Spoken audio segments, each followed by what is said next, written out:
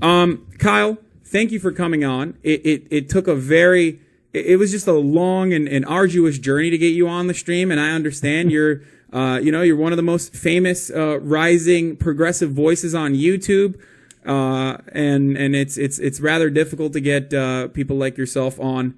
It's understandable, but you've made it. You finally made it, and I'm very excited to have you on because we briefly had a conversation on TYT's main show when we were doing the progressive. What was it? The Progressive Agenda. Yeah. Mm-hmm. And I was blown away. You blew my fucking back walls out, dude, with your progressive agenda, which we will get to in a second. Thanks, man. I appreciate that. You can tell I'm pretty nerdy to sit down and think of all of those things. And then, dude, it's awesome. It's awesome. It was brilliant. It was great. We're gonna get to that in a second, but let's just get started, okay? Because this is something that I've heard of so many times. This is something that people talk about all the time when they reference you. They say Big Seltzer. They say you have sold out to the globalist Big Seltzer capitalist corporations. Can you describe to us what that is? Yeah, first of all, I find it hilarious because the internet is just it's its own monster. Like, some things take off and other things don't take off, and sometimes you want something to take off and it doesn't, but then a thing that you thought was like a total side point just becomes gigantic, and that's exactly what happened with Big Seltzer. So basically, to explain that, there was one day, this is probably all the way back in 2013, I was in the middle of a rant, and I caught a mean cough. I don't know what it was. It felt like, I don't know, swallowed some fucking lint or something, and I just started coughing like crazy, and it was bad. My face was red, and I was choking, and I had to reach to the side and take a sip of my drink. It happened to be a seltzer. Now, I forgot to edit that part out when it went on YouTube, so the whole thing is in where I'm coughing, grab the seltzer, and what happens is I chug it and get rid of the thing in my throat, and then I basically say hey, this isn't an ad, and I happen to have seltzer here, of course. I'm hey, this isn't an ad for, and I think it was vintage seltzer at the time. I was for vintage, but it may as well be. I said something like that, and disgusting. You're a dirty capitalist. What happened? And we hate it. Wait, but the story gets better. So what happens is later on Twitter, some user who I can't give credit to because I forget who it was, and I apologize for that, but some listener to my show, took that clip, sent it to Vintage Seltzer on Twitter, and said, "What are you guys doing? You have to hook a brother up. Give him something. Give him some seltzer or something." And I read it. I started laughing. I checked an hour later. Vintage Seltzer responds, and they go, "You're right. We're going to do exactly that." And so they sent me this little gift basket that it was actually really good. So it had a seltzer shirt in there, but then it also had the discontinued flavors, which were absolutely delicious. There was a pineapple one and a strawberry one, and I was this is amazing. So anyway, the next show I go out there, I tell everybody the story, and I explain how it happened. Your boy sold out, and he sold out to Big Seltzer. And then ever since then, it took off, and now my name is synonymous with Big Seltzer, which I find hilarious because other than that basket, I've got nothing for I don't actually have a deal with them. Not saying I wouldn't accept it because I love seltzer, but everybody thinks, some people probably think I actually sold out. Most people know it's just tongue in cheek and it's whatever, but I thought it was hilarious. It was really interesting. Yeah, really interesting that you've outed yourself as a Big Seltzer sellout, and it was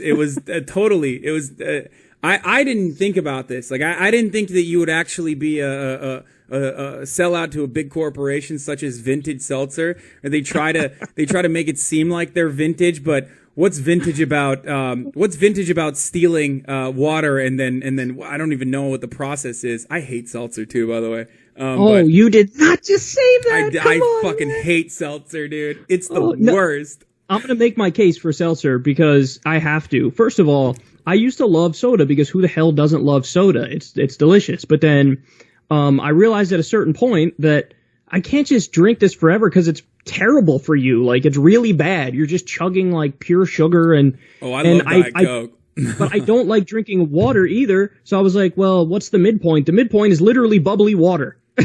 And so seltzer, I used to hate it too, but then there was a point where I basically it was I learned to love it. It was like an acquired taste because I was like, I don't want to just drink water. And so seltzer was the perfect middle ground where it's some bubbles in there. So you get some of the good aspects of soda, but plus none of the bad aspects. Okay, so you took, look at, he's doing it again. Boys, he's doing it. We got him. We got him, boys. It's over. It's over. How could you call yourself a progressive and yet you have sold out to bottled water and bottled seltzer corporations? You know what? The only redeeming quality of this is the fact that you're not drinking LaCroix, which is the worst. That's the one I never drink. I never drink LaCroix, ever. Okay, because good. it's so popular.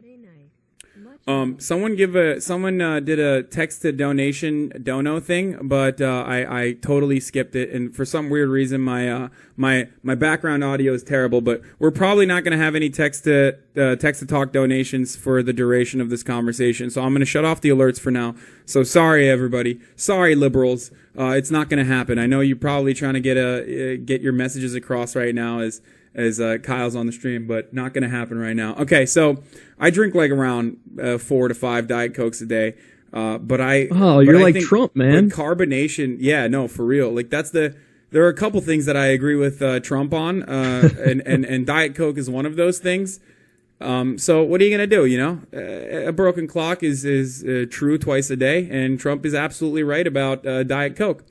So, but speaking of things that Trump is right about, and this is a really good segue into our next conversation, a point that we both agree on to some degree, Trump pulling out the troops from Syria.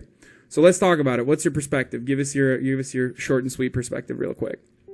I mean, I'm for it. I mean, to put it as simply as possible, I think there are some genuine concerns about how he's going to do it. Like there's the $3.5 billion arms deal with Erdogan, and now he's pulling out. And, you know, the narrative is, the consensus is Erdogan will probably make a move on northeastern Syria, and that's concerning a lot of people. And I understand those concerns. I don't want to like totally swat them aside, but Trump's correct that we should get out. I mean, I just think that you also need to do diplomacy behind the scenes, and you need to actually work with the Syrian government so they can take back the northeastern portion of their own country, so that there's some security set up for when the U.S. does get out.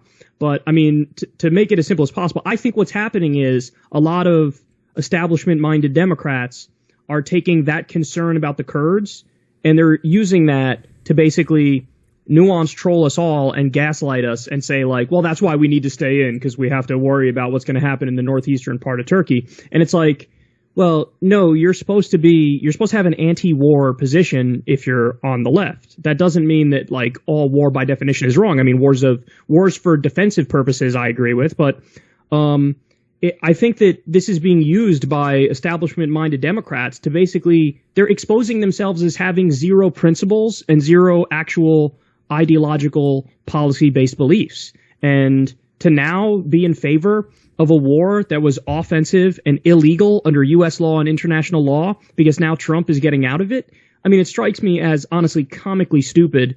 And I get really frustrated when I see people, take that position. And unfortunately, it's very common. I mean, there's been very few. I mean, we saw this with North Korea too, right? Remember, I don't know what your perspective was, but I did a coverage of Rachel Maddow's perspective on North Korea, and Trump obviously was really reactionary in the beginning of the North Korean peace talks. But once a peace commission had started conversing without Donald Trump and without U.S. involvement once there was a commission between the South Korean president and Kim Jong-un, there was no reason to continue escalating military presence in the region, and yet liberals like Rachel Maddow were like, this is playing directly into Putin's hands, and you need to be more reactionary and you need to be more militant. And I think that is a partisan issue, that a lot of liberals just care about party politics and only have the framework of analyzing the world not from an ideological perspective or not from like a moral perspective, and yet what is good for the Democrats versus what is the Republican position. And that is really shocking and disingenuous to hear from someone that I used to respect, like Rachel Maddow at some point. Yeah, I totally agree with you. And, I think that the lion's share of the credit goes to President Moon in South Korea, because apparently he'd been working for something like this to happen for a very long time. Yeah. And there's a lot of stuff that went on behind the scenes. Like, they were doing the hard work. And basically, he's really smart because he played into Trump's ego, and he basically allowed Trump to kind of take the credit because he cares more about the actual goal itself of peace. So that was a really intelligent move, because then you allow Trump to kind of jump in front of the parade and allow it all to happen, because obviously the U.S. could put an end to it in a second if we really wanted to. If we don't want peace there, we could really just end it in a second. So I thought that was a brilliant move on his part. But you're right. I mean, Trump even just laying back and allowing that to happen and then taking credit, whatever, I'll take it. Yeah, I mean, exactly. I said my bar is low on the issue of North Korea for any president. I mean, my basic position is, as long as you don't get us into a hot war, okay, you get a passing grade on the issue of Korea. So, yeah, I think you're right about that. That's another issue where, unfortunately, a lot of people have proven to not really care about the substantive issues. And it's hard for me to wrap my mind around that, because then it's like, why are you involved in politics? I don't get it. Like, so you have to care more about actually improving people's lives and doing the right thing than you care about partisan politics. Yeah, than just securing the Democratic Party's position of power. Like, who gives a shit? That's exactly how we got to this mess. That's exactly how we got Donald Trump in office, because liberals weren't doing enough. And they didn't have any prescribed solutions to a lot of the problems that Americans were facing. And they kept saying, no, everything is fine, everything is good, versus the other side was like, no, it's actually the immigrants, or it's actually the immigrants and you should be terrified, and it's actually the liberals that are at fault and you should be terrified, and that's why you should vote for us. So at least Donald Trump, an anti-establishment seeming candidate, even though he's a billionaire, went in there and I guess blew up on his platform, at least blew the establishment up in some ways, and that's why he was tremendously popular. But I hope we just don't keep repeating the same mistakes over and over again on the left.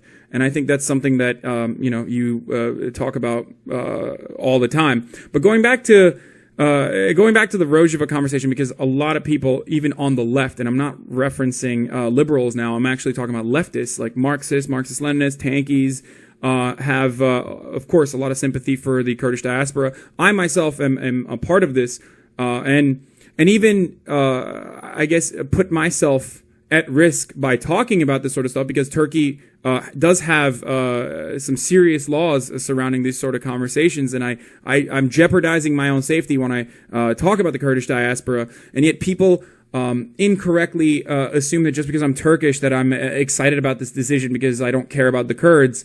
And it's really weird that people assumed, even for a brief moment, that the United States would ever help out a communist, help a communist country develop in that region, or in any region. Like, historically, the only time the United States has ever helped out quote unquote communists was Pol Pot, in order to destabilize other successful, viable nations that were democratizing in a successful way, or socializing in a successful way. So they never would have, I don't think they ever would have actually wanted to implement or help build a communist Rojava in the way that leftists like to mythologize or I guess promote. But yeah, and I actually believe in a free and independent Kurdistan, and I know that would almost, it's like throwing a giant bomb in the Middle East and just dropping it out there and saying, all right, it's a free for all. But the reality is, the U.S. kind of and the West, I should say, actually, kind of artificially drew a lot of borders in the Middle East, and that's led to a lot of issues in the first place. But I do believe in a free and independent Kurdistan. Same. And the thing is, that doesn't mean you can then turn around and say, I support an offensive, illegal war under U.S. law and international law by us going into Syria, especially given the other facts about what we know about our intervention in Syria. Like, for example, we know it's a quagmire. We know we're on both sides at the same time. You had CIA armed rebels fighting Pentagon armed rebels. I mean, this is crazy. There's, of course, the story of so-called moderate U.S.-backed rebels beheading a child. I mean, this is stuff that's absolutely insane. And notice they'll flip the casual conversation about what's happening there will flip to whatever's convenient for the establishment and the State Department and the Pentagon. I mean, casually go from, well, obviously we got to get rid of Assad to now that Trump's pulling out. Notice nobody's talking about Assad. They're like, we were fighting ISIS. Yeah, ISIS was the thing. So there's just so much misinformation out there on this issue. And again, it doesn't mean that there's not a legit concern there. I think people are right to fear that, okay, we leave and then Turkey might, and the remaining Sunni extremists in the area also might do something against the Kurds. That's a perfectly legitimate concern, but you have to understand that you're basically a useful idiot and a puppet of the deep state if you say, therefore, we have to stay there and not have any clear defined mission, not have any plan for eventual withdrawal. You have to acknowledge that this is illegal and was wrong in the first place. The scandals that were there at all, not that might leave now. And that's the final point is, it's not even like Trump tweeted this and it's good, but he's done this before with certain policies and then he didn't follow through. And, remember, it's Trump versus basically the entire CIA and the entire State Department here on this issue of Syria and Afghanistan. So there's a chance that we don't even get what he's saying we're going to get. But my point is, it's not like, because I know they love, resist Trump, resist Trump, resist Trump. You know what, man? I agree, but here's how you resist. In Afghanistan, the troop number there now is 14,000. He's pulling it down to 7,000. The way you resist that is to say, why are you only doing to 7,000? We've been there for 17 years. We've wasted $2 trillion. Again, you said you wanted to get Osama bin Laden. You said you wanted to get Al-Qaeda. Well, mission accomplished. They're not. Osama bin Laden's dead and Al-Qaeda's not in Afghanistan right now. But 40% of the country is still the Taliban, and that you're never going to change that. So if you want to resist him, say, here's my resistance from the left. So my position is going to be, I know you want to keep 7,000 troops there. Well, that's leaving the door open to escalate later, because that's exactly what happened with George W. Bush. That's exactly what happened with Obama. It's exactly what happened with Trump to this point. He said he was going to get out originally. He increased the levels. Now he's decreasing it again. I'm tired of this yo-yo. If you want to resist him, say, here's my resistance. I want us totally out of there. Yeah. And speaking of the United States ever even being remotely interested in peacefully securing an existence for like a communist Kurdistan in that region, like an independent, free communist Kurdistan, or let's not even say fucking communist, let's say independent and free Kurdistan, right? Is preposterous, especially because, one, they had already sold the weapons to Turkey. Two, they had already allowed Turkey to escalate military conflict in the region when Turkey entered Afrin. If you think that Turkey was able to enter Afrin and other surrounding regions in that area without U.S. approval, you're kidding yourself, okay? They still have, it's not just Russians that allowed Turkey to do this. It was absolutely U.S. involvement as well. U.S. de-escalating or U.S. pulling out their troops is only a good thing, and we can finally have a peace conversation in Syria where whether he is a butcher or an awful human being or not, where we take seriously even Assad himself as a leader. Because what we saw with a previous leader in the region that was also violent as well, what we saw with an escalation of conflict, especially with boots on the ground and like military warfare, was what happened with Saddam Hussein. In the end of the day, at the end of the day, sorry, people always make fun of me for saying in the end of the day.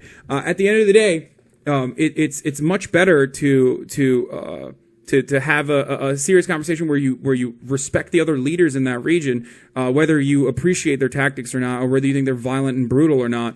They have a better understanding of how to bring about a peaceful solution than the United States certainly does. And the United States track record is significantly more violent than Saddam Hussein's or even Bashar al-Assad's. And by the way, I think the most important moral point to make about this is we are responsible for what we do.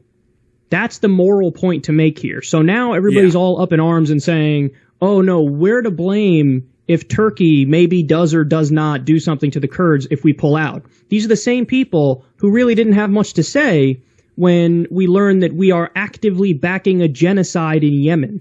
And we're actively propping up 73% of the world's dictatorships. So if you actually care about doing the right thing and trying to care about human rights, I agree with that. But the way you do that is you're responsible for your own actions, not your neighbor's action, not the person who lives 3 blocks over. You're responsible for what you do. So how about a rule right up front? No more arming of human rights violators. That alone would solve so many problems. But it's obvious. It's like people are obviously just misdirected by the deep state and by the military industrial complex, where they easily fall into this trap of like defending empire as they think they're resisting it. And when people are screaming for us to stay in Syria, that's what that strikes me as.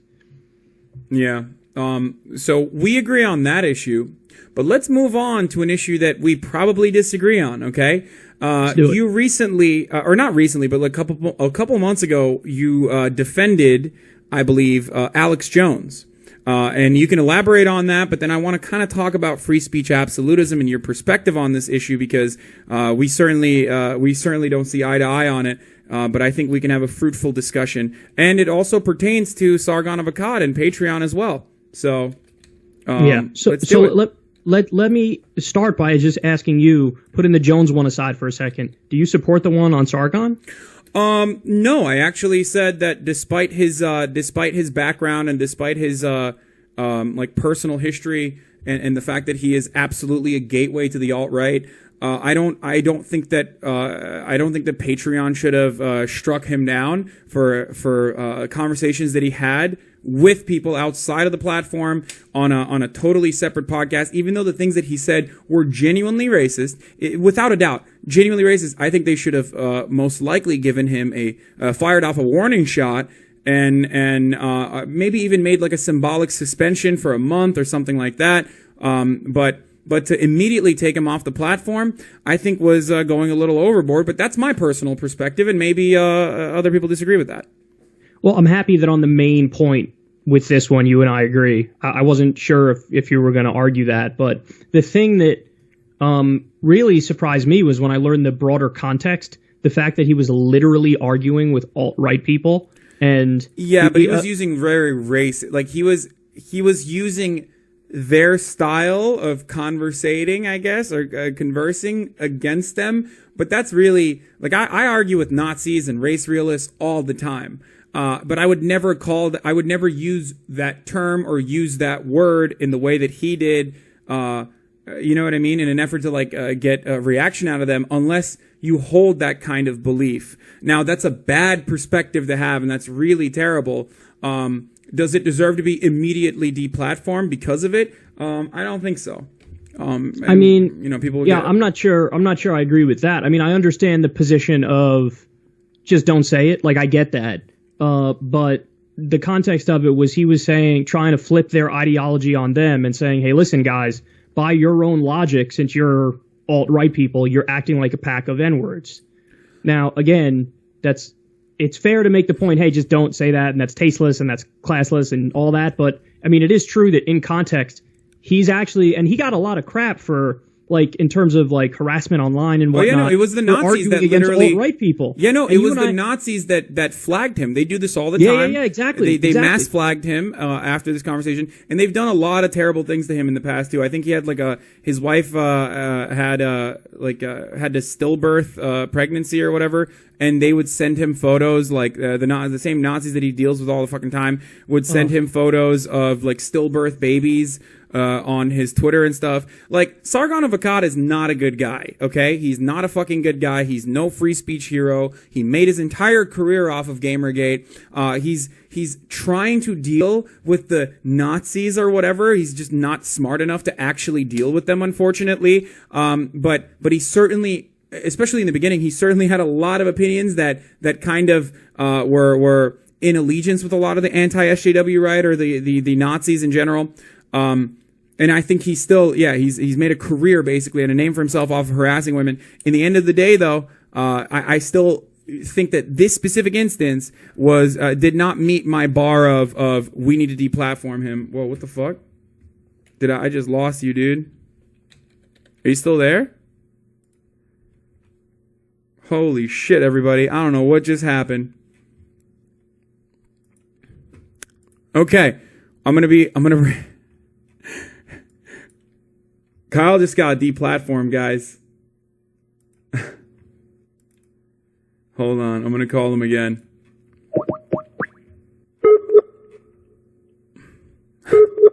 Why does this always happen, yo? I don't even know. I don't know what's going on.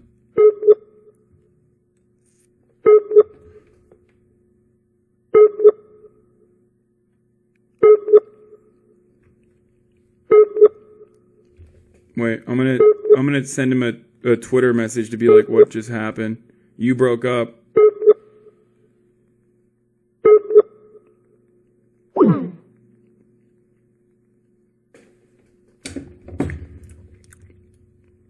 It says he's active, and he's sending me a message, but for some weird reason it's not. Oh, there we go. All right, we're back. You dropped out mid there. It was weird. I don't know what just happened. Because my internet's fine, and I think yours is. Hold on. Let me just hopefully this will work. Yeah, I don't know what happened. I guess Big Seltzer came for you, dude. They were like, he knows too much. All right, so it's working now? Wait, hold on. Yeah, it is. I'm gonna go back to the. There it is. Okay. Okay, that was weird. Just randomly broke up, but it's working now. We're good? Yeah, it's working now. Hold on. Let me just make this larger as well. Boom. Okay. We're back. All right. So I was hearing you, but then I think at the end of your point I dropped. Yeah, I don't even remember what the last point I was making was. Oh, it's just Carlgon is bad. I just don't think that it meets. It doesn't meet my. It doesn't meet my requirements for deplatforming someone. Okay, so again, I'm happy that on the biggest point, you and I agree, but on details, we do agree. I mean, on a personal level, I actually like Sargon. I did 4 or 5 streams with him, and he's a very nice guy. Oh, God. But, I wouldn't go that far. Well, he lost me when Progressive Voice asked him what he thinks about Trump, and he just kind of flat out said, I'm a Trump supporter. And I was like, yeah, wow. And then he asked why, and his Progressive Voice asked why, and Sargon basically said, he triggers the libs kind of thing.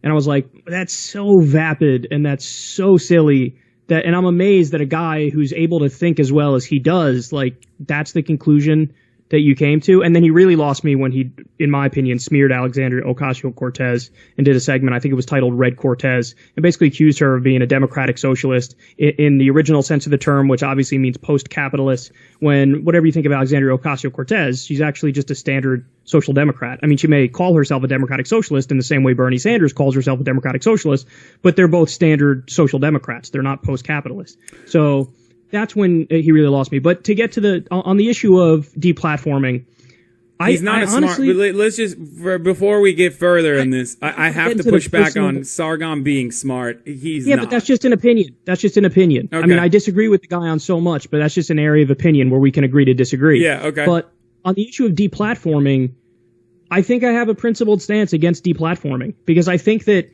when we talk about the principle of free speech or free expression, yes, we all get that it's not whatever, they're trying to do with Tucker Carlson now, for example, among others. I get that it's not literally a violation of the First Amendment, but it absolutely is a violation of the principle of the First Amendment because censorship doesn't just come from the government. Censorship comes in a variety of different ways. And deplatforming, whether people support it or not, it is censorship. It is a form of censorship. So I think I have a principled stance against it because I feel it's gross. It's gross. It's just let people speak even if they say horrendous things. And also take Tucker Carlson. Let's say this succeeds and he's off air.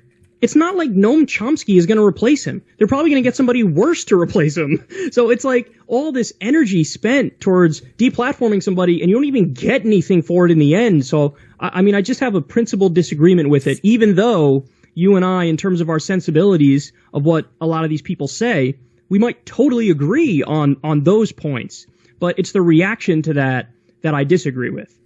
Okay. So I didn't know that you also had you had a hardline stance when it came to collective action and deplatforming in that respect, or using advertisers to put pressure on people in positions of power who are using their platform to spread hateful propaganda, especially when it comes to Tucker Carlson. And this is the same question I asked Glenn Greenwald and kind of dunked on him on Twitter about.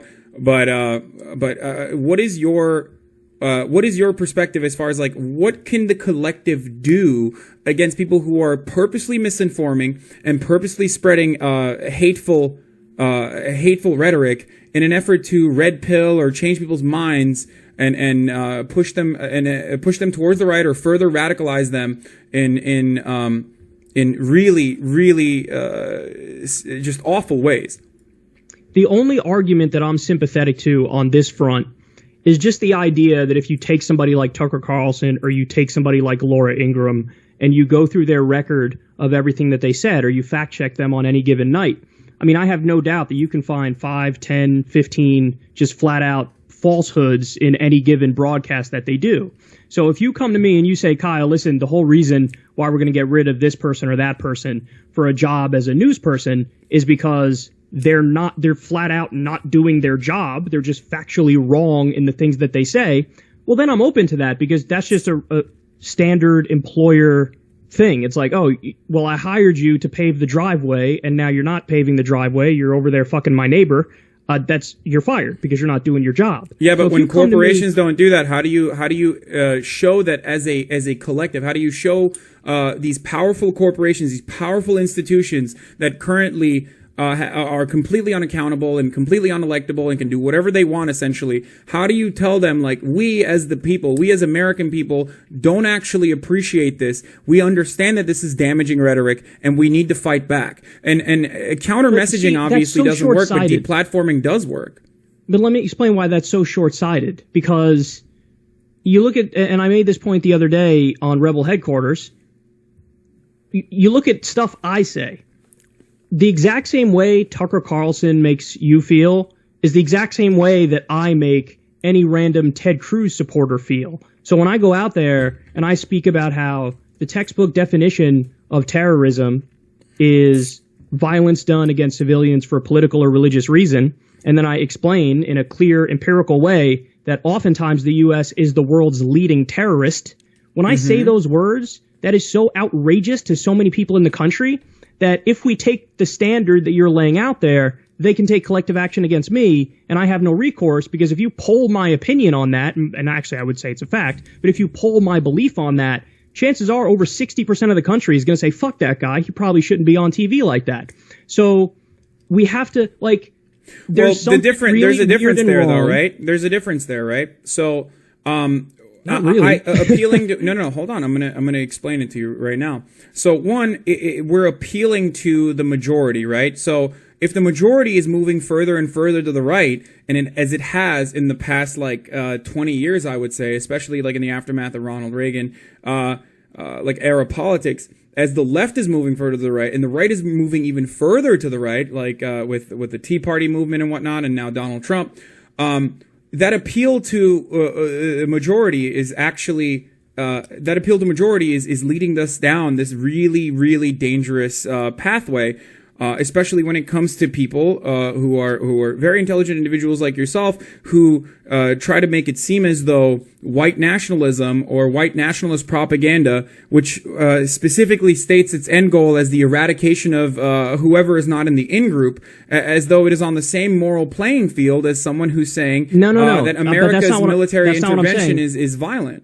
I know that you know that it's not on the same moral playing field. But of course it's not on the same moral plane, but the point is, we're not talking about what is objectively the case here. We're talking about people's perception of what the case is. I understand. And that's why I said it's an appeal to a majority, right? That's what I'm saying. It's still not logically consistent, especially when and by the way, not logically consistent is saying that the collective, it makes sense for the collective to decide against Tucker Carlson, but it doesn't make sense for the collective to decide against me. That's not logically consistent. No, I understand.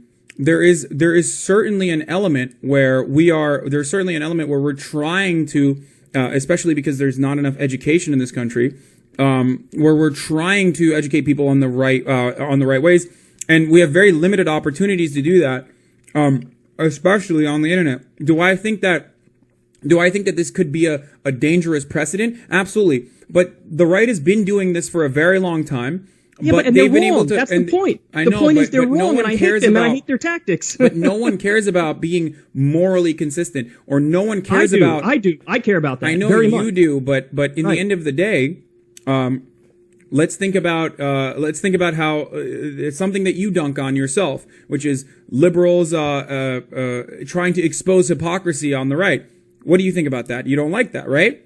You think it's ridiculous? One of many tools, I think. It's not the end all be all, though. It's not the end all be all. It's one tool, but it's not. It's rather ineffective because the right doesn't give a shit. They're hypocrites. They're like, who gives a fuck? Look at Mitch McConnell, incredibly successful, absolutely evil human being, but he's a hypocrite, and he doesn't give a shit. Because in the end, but you're saying let's be opposite hypocrites. Let's also be hypocrites in the other direction. No, and let's use the same tools that the right is. Yeah, let's use the tools that the right has been using for years. But because I see this as a parallel to how the right has grown and how the right has been able to mobilize and how the right has been able to radicalize half the freaking country by doing exactly this sort of stuff. Absolutely, I think politically, if they started doing sense. property violence, that doesn't mean I would support property violence. I actually support nonviolent, peaceful resistance. And I understand that I guess we have a difference in opinion on that one too. I think that structural violence I think structural violence is an absolute necessity. If you look at things like the yellow vest protests, that sort of violence against capital is oftentimes the only way to get your message across. What's more violent? What's more violent than the state? Or what's more violent Nobody's than saying the the state's not violent, system? but you can get the same thing accomplished with a general strike, because if you make the economy grind to a halt, the owner class has to listen to you. No, I get the fact that you're saying, hey, no, listen, I agree with that violent. as well. I don't think these two should be separate from one another, but it is rather difficult, and sometimes you have to use the tools at your disposal, and this is why I publicly advocate for anti-fascism as well, and one of their tools is also to deplatform people, but like violence against capital is nothing in comparison to the structural violence imposed by the state. You're doing comparisons. It's about moral principles. Yeah, you're doing comparisons as opposed to saying, here's my standard. Here's my standard as to how we should act, and I'm going to try to abide by that. You're just saying, I don't know, they're really bad, so let's kind of be bad too, but when we do it, it's good. I am. Because okay, well, I think that's stupid. Because that's like saying, okay, here, let's think about it this way then. World War II, like the U.S. military intervention in that instance was good. Because Hitler was going to conquer the entire world. But that's what I'm saying. And that's totally separate. If you want to talk about flat out defensive violence, I'm 100% on board. But when you're doing a protest and you decide to shatter the windows of some dude's small bakery where he ekes out a middle class living, you're a fucking asshole. Okay. I don't think that it is always correct. I'm not saying that it's always correct. I think it should be something that is used very rarely. But if there's any sort of widespread mobilization where just simple strikes are not going to be enough, especially because simple strikes are oftentimes met with police violence that we often deem as normal, and we think is like totally fine because the state currently has a monopoly on violence or what is acceptable violence. There needs to be something more than simply just saying, hey, we're going on strike. Please, please don't cut our SNAP benefits and force us into a indentured servitude for like incredibly low wages, and actually apply those same beautiful free market principles you talk about all the time, the Trump administration. Do you see what I'm saying? I do, but I just don't agree on the tactics. I think if 25% of the country decided we're literally not going to work until we get a living wage, until we get Medicare for all, until we get an end to the wars, until we get the right to a union and a bunch of other policies, I think if that happened, they absolutely would have to listen to us because the economy would grind to a halt without us. But I also think that in the course of doing that, I would 100% advocate against doing any kind of violence unless it's defensive, because you have to appeal to people beyond our own insular group. And when you're out there and you're doing violence, that might turn them off.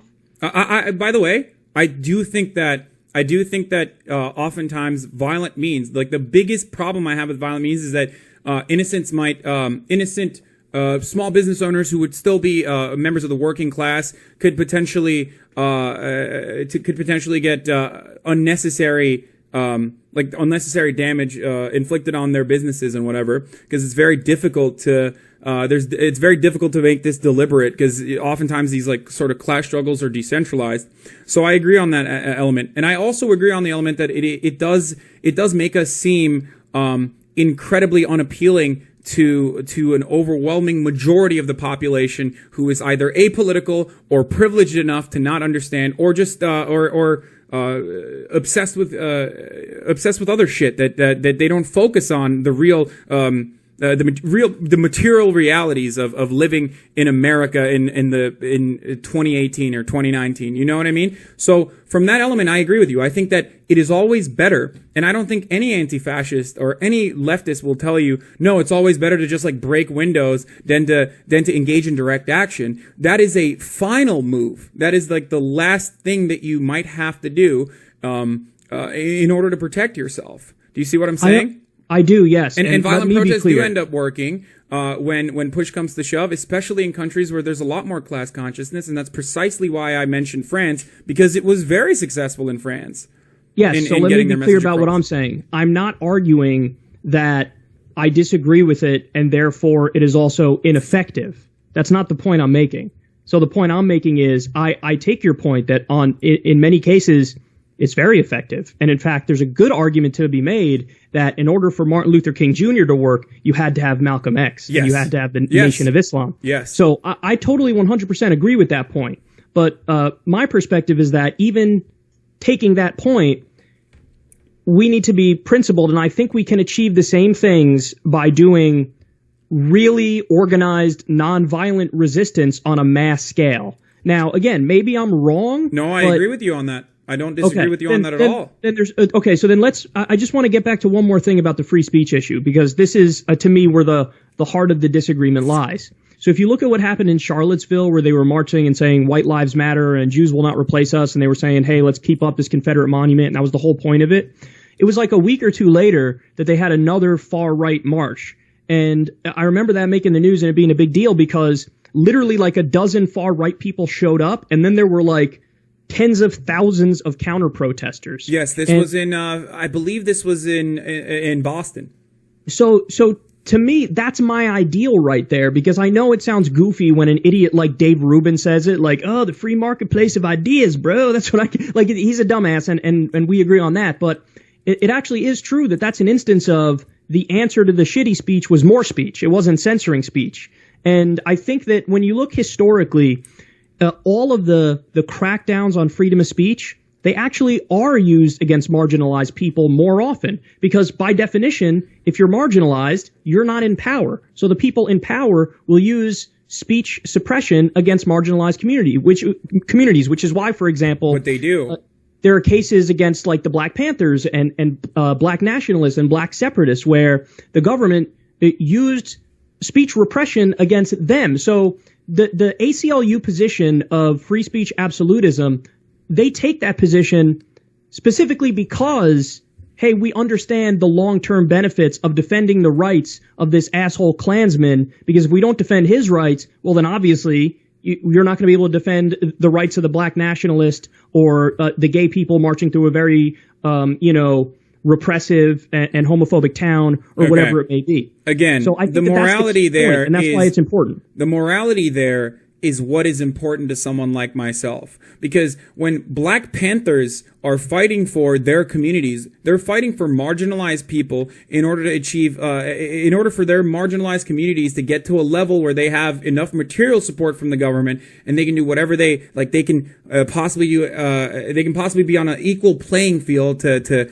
achieve the American dream or whatever, right? And this is a very simplistic view of what they're doing. But it's not the same as the ultimate goal of a white nationalist. It's not the same as the ultimate goal of a Nazi. No, the ultimate goal of fascism is to eradicate the population. If the ultimate goal of, and there are Black nationalists, for example, there are certainly Black nationalists who are for, I guess, Black power beyond what the Black Panther Party did originally, who are also equally anti-Semitic, because all conspiracies always somehow go back to the Jews. And those guys are bad, and I would be in favor of deplatforming them, especially if their movement got to a point where it was genuinely a problem. Now, I want to give you one quote from Hitler himself, okay? I want to quote the boy Adolf motherfucking Hitler here for a second.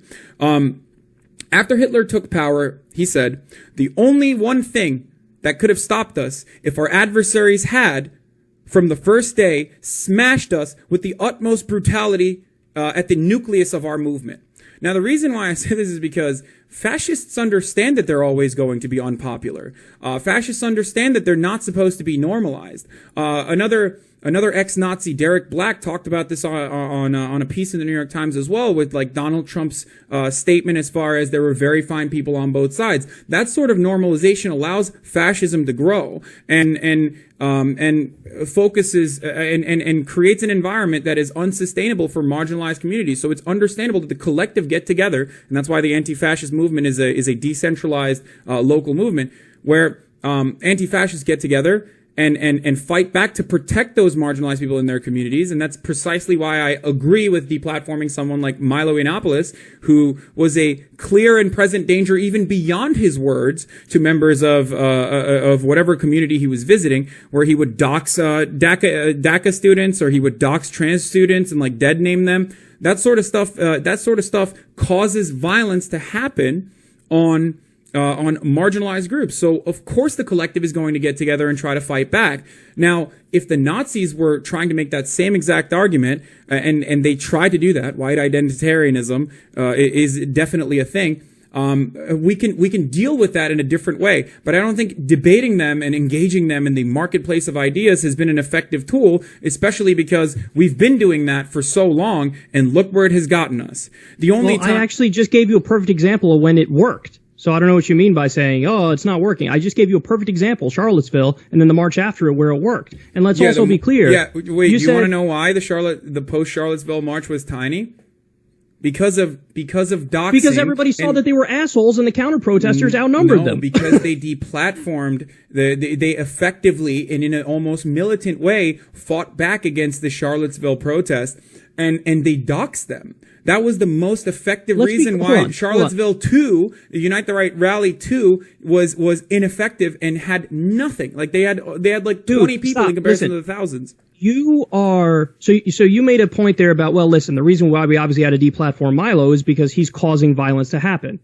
You need to read U.S. case law and understand these things, because that's the exact argument that they used against Black Panthers and people in the civil rights movement. They said, listen, you're coming here and you're spreading these radical ideas, and we're not going to take it in our white majority town because this is going to lead for violence to happen. Hey, you're prodding these good white people who see your radicalism and they want to come back and fight against it. So you have to understand the legal standard that you're setting up. It's not only going to apply where you want it to apply. Okay. And that's the main point that you're missing. And also, since you decided to quote Hitler and apparently how, if we just crack down on free speech, obviously Hitler wouldn't have happened and this would have saved the day. Let me quote Noam Chomsky. If you don't believe in free speech for those you despise, you don't believe in it at all. Okay. And you know what else Chomsky said? Antifa is a gift to the right. This is the most predominant. I love Chomsky, but I can disagree with him. Intellectual on the planet, and he's saying Antifa is wrong because their tactics actually embrace what they say they hate about their enemy. Okay. So I don't have to always agree with Chomsky. There are certainly elements of Chomsky's rhetoric you happen to be wrong, but I think he's brilliant. He's brilliant, and we both love him. And he's really important in helping me develop a better understanding of U.S. foreign policy and whatnot. But in the end, again, to go back to that same concept of freedom of speech, or the structural, like the system using freedom of speech against marginalized groups, already happens in the examples that you've already mentioned, but that shouldn't stop us from actively fighting back against that as well. And that's the whole point. Just because a law is actively disenfranchising people, you don't try to abolish the law, you try to make it better.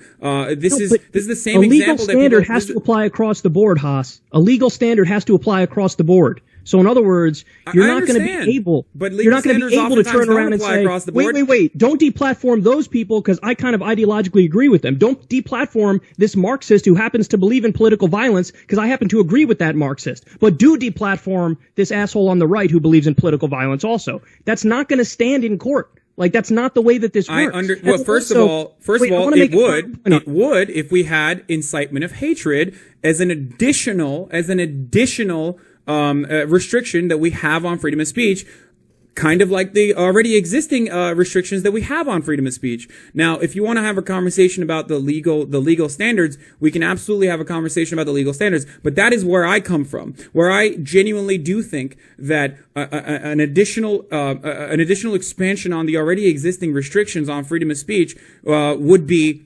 with very clear guidelines, okay? With very clear guidelines would be beneficial. Now, I totally disagree. I think we have it perfect in the United States in terms of our case law, in terms of how the First Amendment has been interpreted. And also remember, it's because we have the First Amendment that even idiots and assholes like Antonin Scalia had to rule that, hey, listen, these leftists who burn the American flag, I know that, this is overwhelmingly despised in the country when you take polls on it, and I know that you hate these people who burned our flag. But the great thing about America is that we live in a country that's free enough that allows you to burn the flag without locking you up.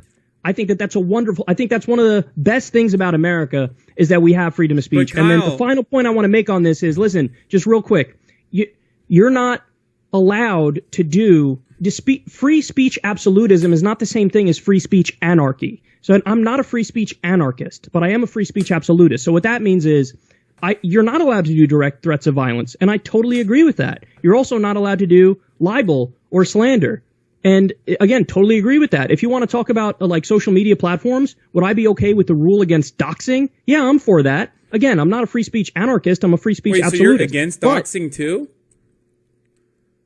Am I against not doxing? doxing? Yeah. Not doxing personal information in the sense that like they're doxing their houses and whatever, but revealing the identity of people who are participating in these sorts of activities is 100% have been an effective way to combat the rise of. If Twitter or Facebook said, "Hey, listen, we have a terms of service. Here are our rules. We're going to be open and transparent about it. We're going to have a system and a process that you can see if something happens where somebody gets deplatformed." I'm saying if they included on their list of things, no direct threats of violence, no doxing, I'm totally for it. But bottom line is, my main thesis is we have to lean as heavily as possible on the side of free speech because that's that's freedom, and that's the heart of Kyle, what it means to be free. But Kyle, you yourself have explained that historically, even with this beautiful freedom of speech country that we have, with all of these beautiful free speech laws that we have, you yourself have described that most of the time, actually almost all of the time, the people that have opinions that are deemed a threat to the material goals of the U.S. empire oftentimes are the ones who are getting jailed or who are losing their jobs regardless. So why not fight back against not only the Nazis, but also the system itself? Because I understand the dangerous precedent that we're setting, but that precedent already exists. The reason why we don't talk, you and I agree on this when it comes to like defending Chelsea Manning, when it comes to defending Edward Snowden, when it comes to defending maybe even Reality Winner. I don't know what your perspective is on that, but we already lock up people for having positions that are deemed harmful to the overall goals of the United States. We already deplatform people like Noam Chomsky in this country where we're supposed to have free speech absolutism, and we already don't have that. Do you see what I'm saying? So yeah, but you're just arguing for more of my position. No, I'm saying that it doesn't work. That doesn't exist currently. So what we need to do is at least not, even if you're compared to any country. The other countries that have hate speech laws, they have a worse system. Yes, that's why I'm talking about adding additional restrictions on our existing hate laws. Existing laws when it comes to freedom of speech, because we already have restrictions placed upon freedom of speech despite our First Amendment. So an incitement of hatred, which is already successful in all of these other countries from Europe and all of these other comparable Western developed nations from Europe to Canada. Way too subjective. But incitement of hatred. Are you kidding me? They could use that against us, Haas. I understand that, but my point is they're already using that against us without it. So at the very least, Noam Chomsky's not sitting in a jail in Toledo, Ohio. I understand that, but Noam Chomsky first of all, Noam Chomsky is effectively deplatformed from all avenues, right? Like he's not on mainstream media. He hasn't been on mainstream media since 1967 or some shit. When the last time he was on there, he was protesting the Vietnam War, and ever since then, he has never been back on CNN or MSNBC, if I'm not mistaken. So what I'm trying to say is currently we have privatized tyranny,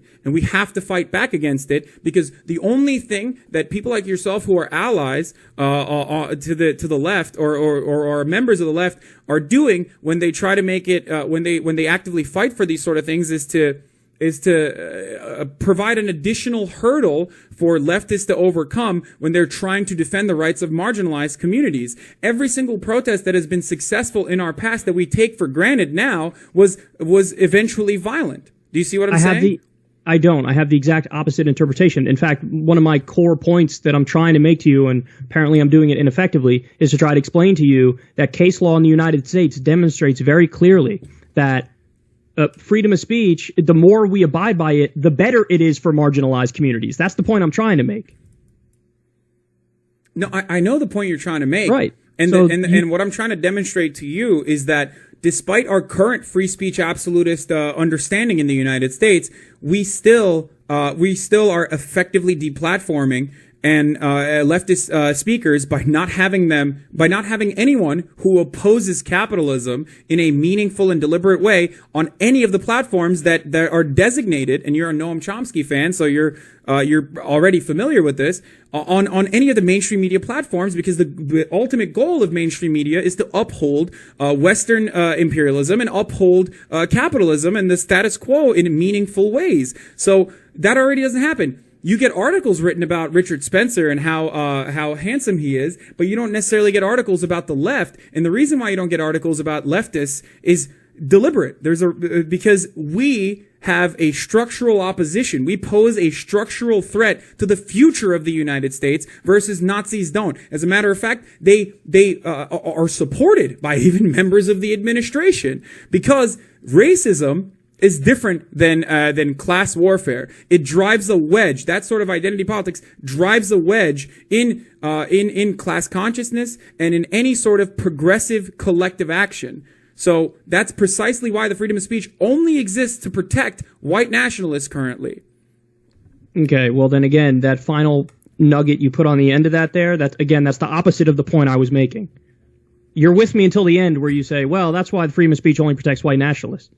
No, case law is free speech protections end up being good for marginalized communities. We were able to protect the Black Panthers. You're able to protect, gay groups marching in areas that don't want them because of free speech protections. If you say to me, hey, Kyle, let's start this movement to try to get, let's do some social media activism to try to get Noam Chomsky, or he's a bad example because he's so old now, but anybody who's a leftist who's prominent to get on but Kyle, on mainstream media sites, I would agree with that. I would say let's try to get them on there. Okay, but then the thing is, the point that I'm making is when they try to deplatform that person, we have to be principled. And now, we have to say, hey, listen, we don't want Chomsky deplatformed, and we're also the kind of people who didn't partake in the social media mob trying to get our ideological foes deplatformed. Okay. But Kyle, who is, you say that the government currently stands to protect the interest of the many, and this includes marginalized communities as well.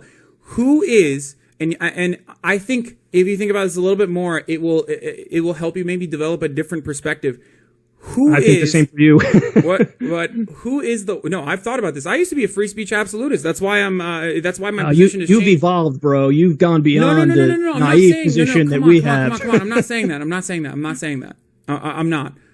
Sorry. Of course. I respect everything you say and I respect your perspective. I'm just trying to make maybe your point.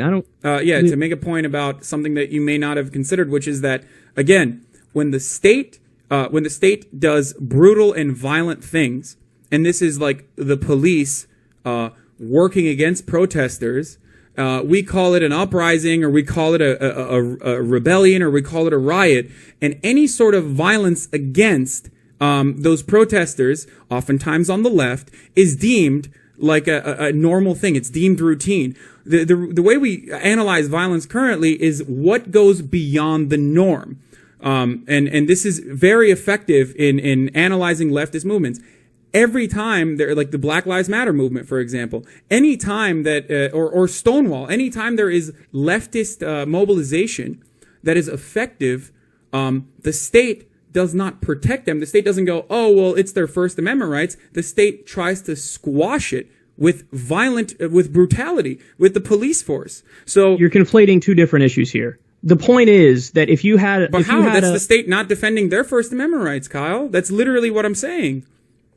By having crackdowns on... But the thing is, there's really not violent crackdowns on peaceful protests. If a protest... If the cops get any inkling of an excuse like, oh my God, they broke a window, so now we're going to unleash hell on them, and we're going to use tear gas, and we're going to be decked out in our military gear. Yeah, that's wrong and that's bad, and I disagree with that. Yes. But the fact of the matter is, you can have a Malcolm X speak in a public square because of free speech protection.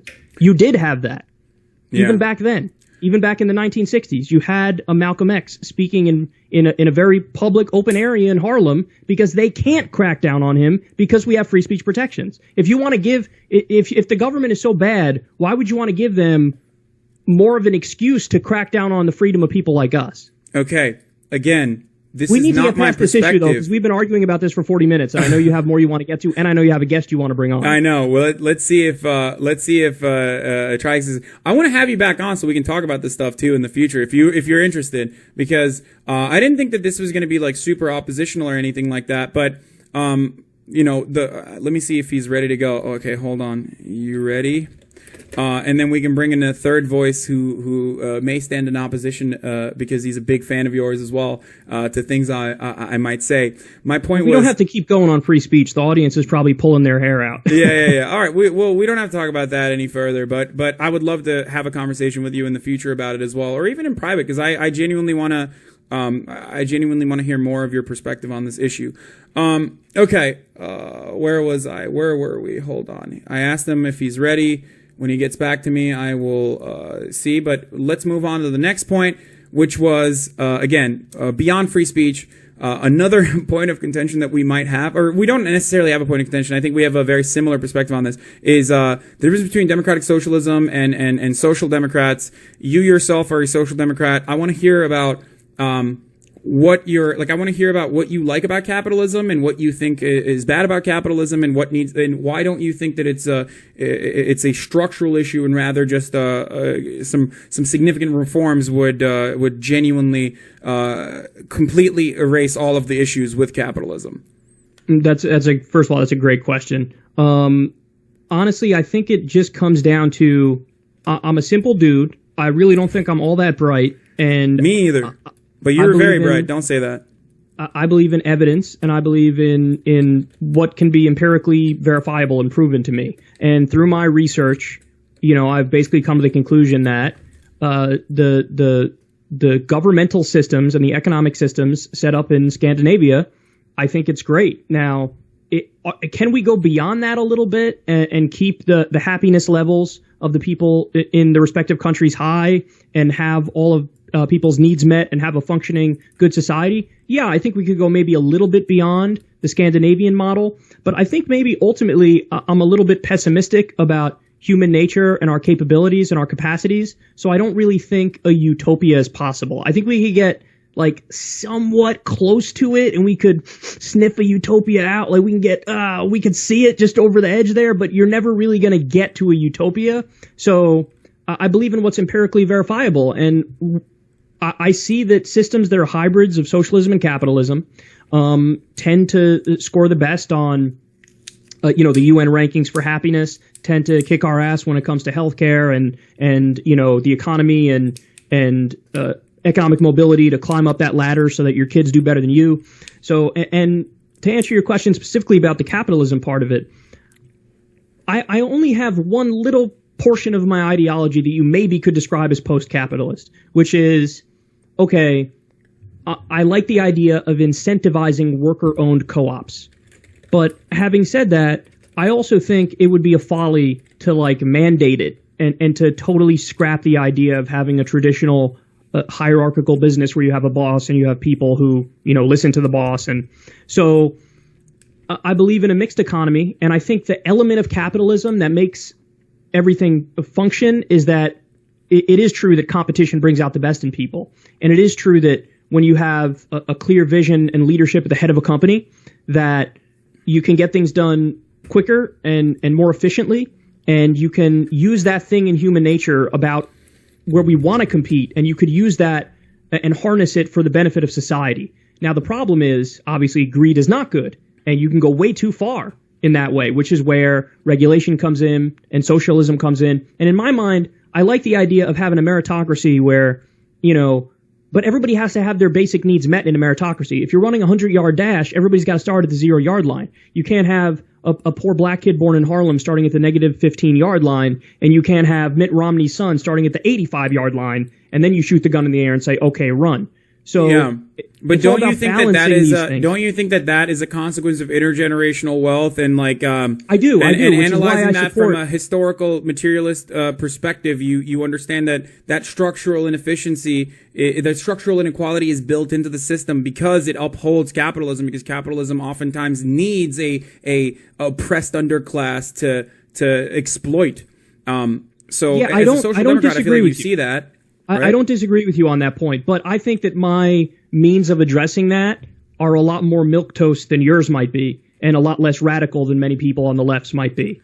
I don't necessarily have a radical perspective because I think that up to a certain point, you and I absolutely are in agreement. I have a more reformist perspective that is nonviolent, non-confrontational, unless it's an absolute necessity, and that necessity is dictated by the collective and in like localities, of course, or maybe even an uprising of if we somehow magically had some more class consciousness, if democratic means did not work. But ultimately, I believe that the pathway is through social democracies, and the social democracies that you're mentioning, like the Nordic model and whatever, they already feature some nationalization, and I think we gradually increase that until all manner of industry is automated and functioning efficiently, where we can expropriate the rest of like ownership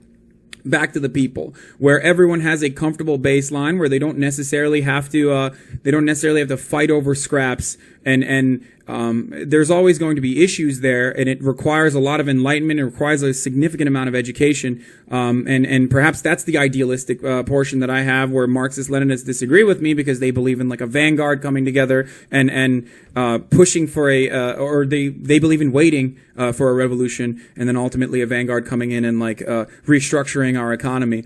But I don't. So I do think that I do think that social democracy up to a certain point, and then a democratic socialist utopia, and ultimately a communist utopia, where it is classless, borderless, moneyless society, and this it will take a tremendous amount of time from our perspective as human beings, as mere mortals who live, at the very most 100 years. It seems unachievable in our lifetimes, which is understandable, but it certainly is achievable when you consider how radically politics has changed over 3, 4, 5 generations, and how tiny that is in comparison to how long humans have existed. Yeah, see, I can't even. The thing is that the last point you made about eventually, moneyless, borderless type society, I can't even conceptualize of how that comes about. So I just can't, I don't think it's going to come about, because it just doesn't even strike me as inherently possible. And maybe I'm just I'm a product of my own time, and my biases are so strong that I'm unable to overcome them. But I just can't conceptualize it. So I don't think that's possible. My whole thing is, I think that you have a much more optimistic and idealistic version of what human beings are capable of, whereas I think we'll always have this element of tribalism within us as people. I think you'll always have a certain element of greed within even the best of us. So I think that since that's the case, we're going to be stuck in a social democratic system. And listen, in my opinion, I think those systems are wonderful, and I think they're great, and I think they foster human happiness. So I don't necessarily see a problem with that. But I don't, like, you also kind of mixed in a little bit of a hint of futurism in there, because you were talking about, like, I guess eventually we get the technology that kind of can do all the work for us type thing. Well, I mean, it's already happening, right? I'm just analyzing current trends. I can conceptualize of that, so I don't know if I disagree with you on that point, but I do think that Stephen Hawking was right when he spoke about this, when he said that is going to require, you want to talk about class struggle, that is going to require a tremendous class struggle to make it so that the owner class, the elite class, knows that it's not an option for them to keep all the rewards of these future machines that create all the wealth. Well, as a social democrat, you see the problem with that, right? You already of course, yeah, absolutely, exactly. So that's why I'm not an accelerationist, and that's why I wouldn't consider myself like a Marxist-Leninist, because I don't believe in I don't believe in an immediate like violent revolution or anything like that. Yeah, and it's not going to happen. It's just not going to, honestly, and I hate to shit on these people, but that's so idealistic that it actually pisses me off, because you have to, it's not a choice. You have to use the means that are most likely to work.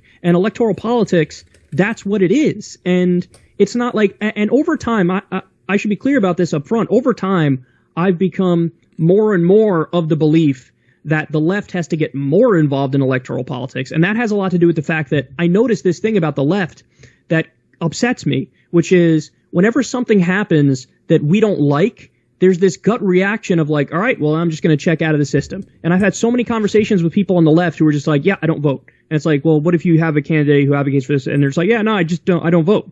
And I find the exact opposite on the right, which gives them kind of a built-in advantage, because whenever they have politicians who aren't doing what they want them to do, they just get more involved. And they're like, well, I'm going to make you do it. I'm going to run, or I'm going to get somebody I know who agrees with me to run, and I'm going to make you do what I want you to do. And this is one of many reasons, along with money in politics and the corporate corruption of our system, which has made it so that our system has just inched further and further and further right from the 1970s and onward.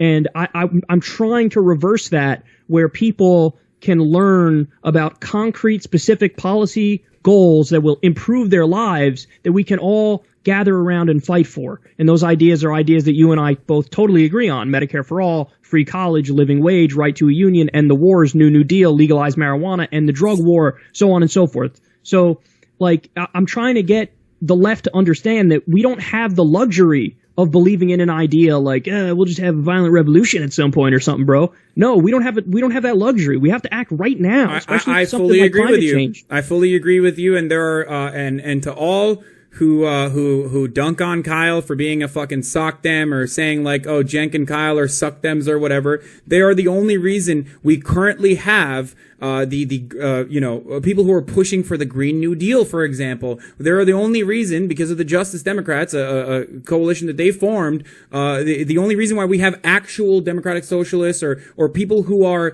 further to the left than any other politician except for Bernie running and winning elections right now. So yeah.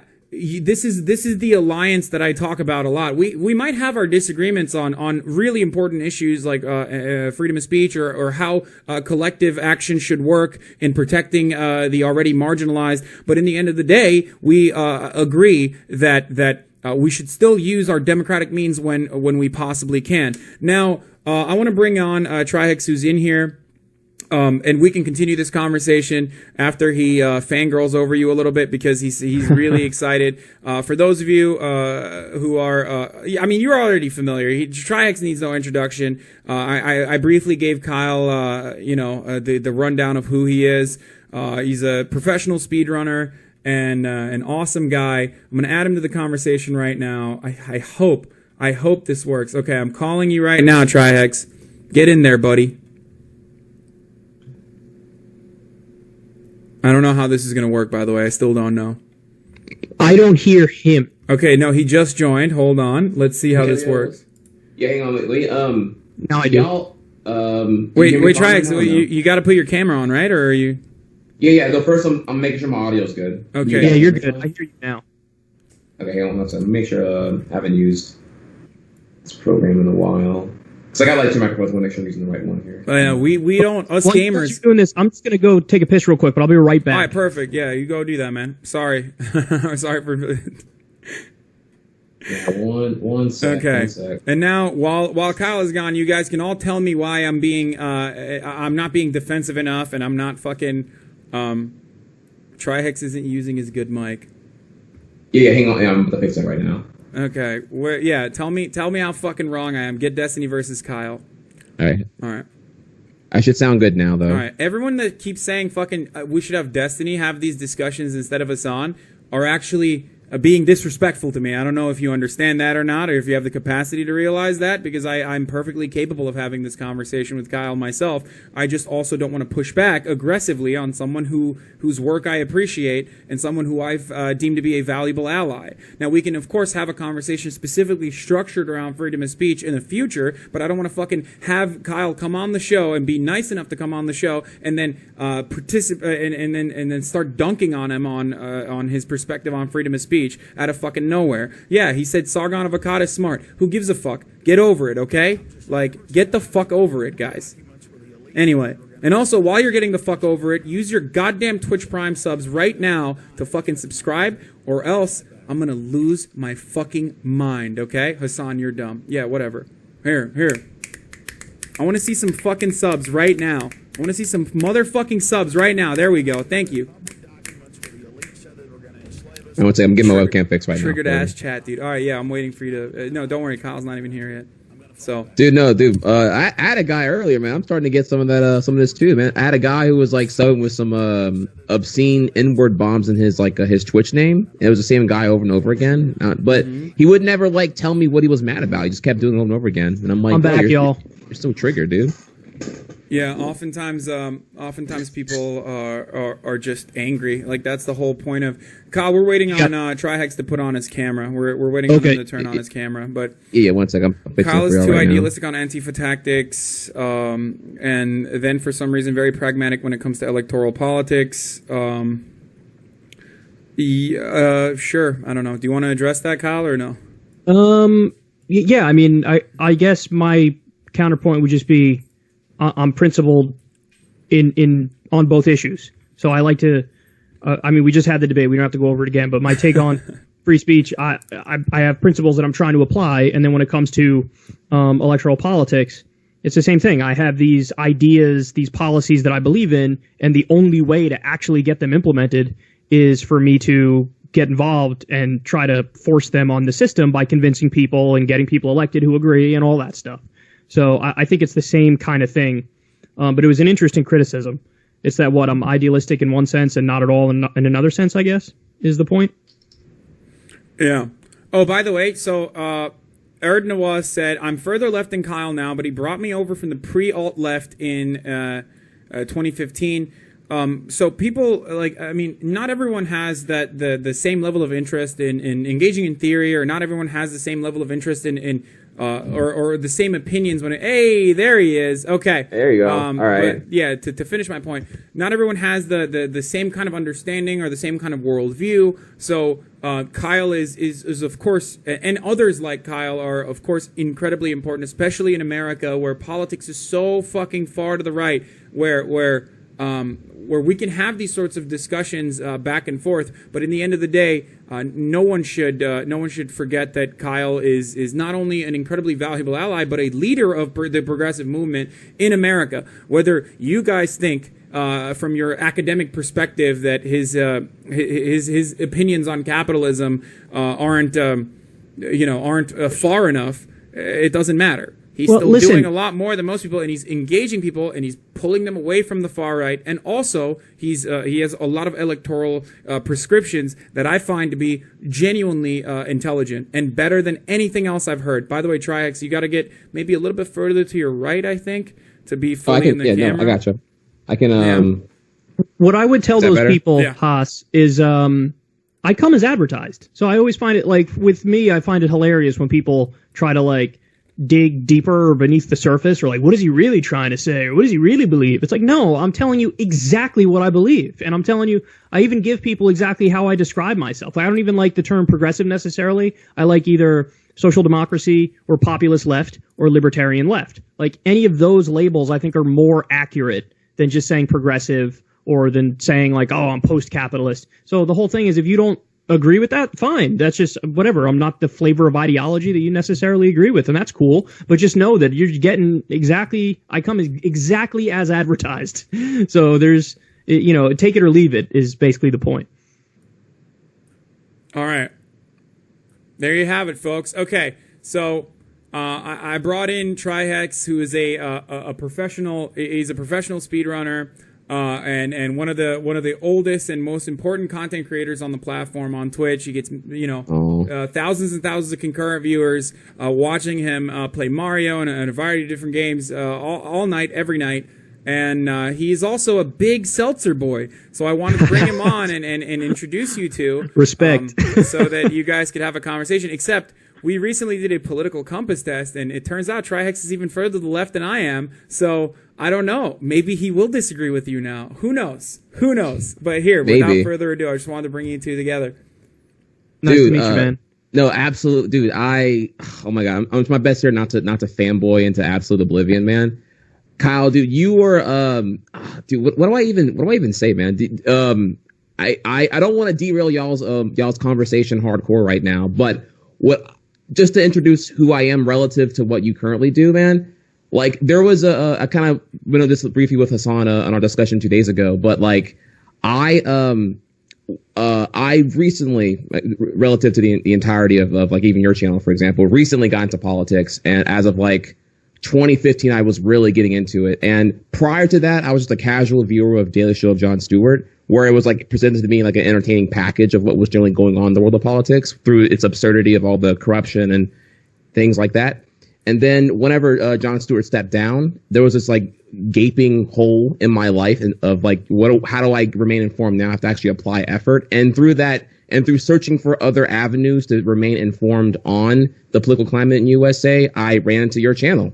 Like in 2014, and I've been the biggest fan since, man. I gotta tell you, like, thanks, man. I really appreciate it. I've never heard anybody tell me that like I became a kind of a replacement for Jon Stewart, but that's pretty cool to hear because I really liked his show too. I'm jealous, dude. I'm jealous. Trihex has not said the nice things about me at the same level that he has about you, Kyle. I'm not gonna put that out there. Yeah, no, that was watch my show, dude. That was a really nice compliment. I've never gotten that one before, but I really like that. Thank you, man. I appreciate that. Yeah, no, I even like to give you an idea, man. I even debated trying to go to Politicon this year just to hang out, like just to see like you and David Pakman and all. Dude, it would have been fun, man. We had a lot of fun. At Politicon. I don't know when I'm doing one again, but definitely try to come if that's the case, because it really is fun. I mean, probably one of my favorite memories of being there was when I kind of crashed Chris Christie's town hall, and I asked him a question about weed because I know he's really anti-marijuana. Right, he is. And so I asked him that, and then I went to go leave like right after I asked the question, and like 20% of the room got up and then started following me out the door. And they had more questions for me than Chris Christie, and that was a pretty rewarding moment because I like took a bunch of his crowd from him. And then I told him, I was like, come on, we got to get out in the hallway before we talk, guys. I didn't want to like step on his event. But that's when it hit me. I was like, Seltzer boys too? Is that what it was? Yeah, they were big Seltzer boys. There were a few also. You know what the funnier ones to me is? The guys who are like, you know, hey man, I'm a MAGA guy, but I don't hate you. And I always thought that was funny because I'm like, look at where the bar is set. Like, I like Trump, but I don't despise you.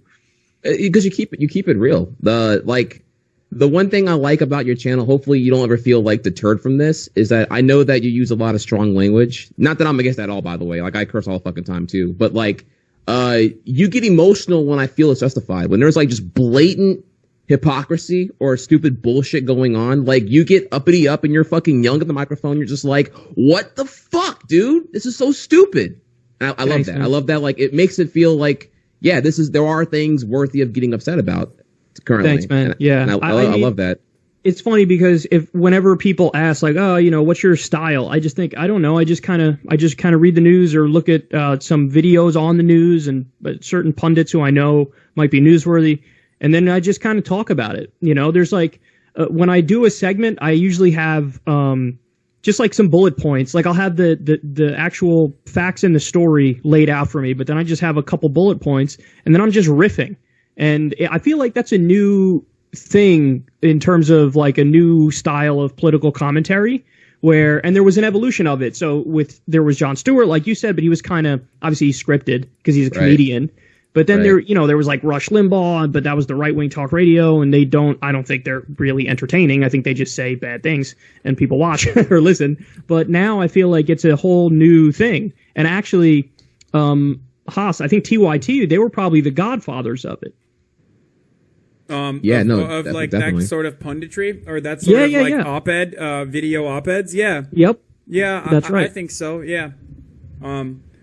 This is the thing. Like a lot of people tend to overlook, especially when they get to a perspective where they're like further left than the people that they started off watching. And Cenk, of course, is the primary example that I use all the time, and even someone like yourself, is that like all of a sudden, just because you're now further to the left, you should not forget that. People's starting points are never, dengists. Like they're not fucking out there defending, and claiming that, China is a communist nation and all they're doing is great. You arrive at that point, which I don't even agree with, obviously, but like you arrive at that point because of people like Kyle and because of people like Cenk, where, they, for the first time ever, provide you with an alternate perspective that you don't get from mainstream media. So, it's very quick. It's so easy to overlook. And I see this with like anti-Bernie left, people too, who still agree largely that Bernie's great. But, and I do this too. I criticize Bernie every now and then when he says stuff like, oh, George H.W. Bush was fine. It's like, okay, well, I mean, he wasn't. Chill. Yeah. But, Yikes. Yeah. But, it's just, he's fucking Bernie. Like, he's part of the reason why there is a conversation about socialism to begin with. So, just because you have advanced far beyond and moved into further and further areas of the left doesn't mean that like those people aren't incredibly important in mobilizing people. You know? Yeah, I tried to read. You're reminding me of when I was like 16 or something. I tried to read Chomsky on anarchism, and I probably retained a grand total of 2% of the book. Like most of it just went right over my head. So I started out by like punching above my weight, if you will. And that was a weird experience. But your point is basically the opposite, that like people start by watching a certain YouTuber or listening to a certain commentator or podcast or whatever, and then that opens up a doorway for them to explore these things further in ways that are different from where they started. Yeah. Okay, well, let's move the chat in a direction. Let's move this conversation in a direction that is more entertaining, I guess, for the people who are watching, because they're fucking complaining because they're a bunch of weenies. Hold on, let me pull this up. They like the arguing better than the No. love fest. These guys are bloodthirsty. Okay, they're so used to me like dunking on Nazis and shit that like. Even if there's a little bit of opposition, they start claiming that this is a porno. They'll say like, "Oh, is this porn TOS? Oh, you guys are circle jerking each other pretty hard." Yeah, we're blowing each other. Yeah, they want blood. They're so I've learned that used to fucking combat that people get very upset when people can have a reasonable discussion or a conversation, even if they agree on a lot of issues. Simon Scola, Kyle shouldn't have gone on this. Not a good look. Your fans are upset at me as well. Okay, so Trihex, let me ask you, how'd you start? You already mentioned how you started following Kyle. Yeah. So I'm gonna ask this question from you to Kyle. Kyle, are you a gamer? And what does it mean to be a gamer to you? So we touched on this a little bit before we started the stream, but I think that if I call myself a gamer, people in the gamer community will tell me to go fuck myself, because it's just so normie gaming.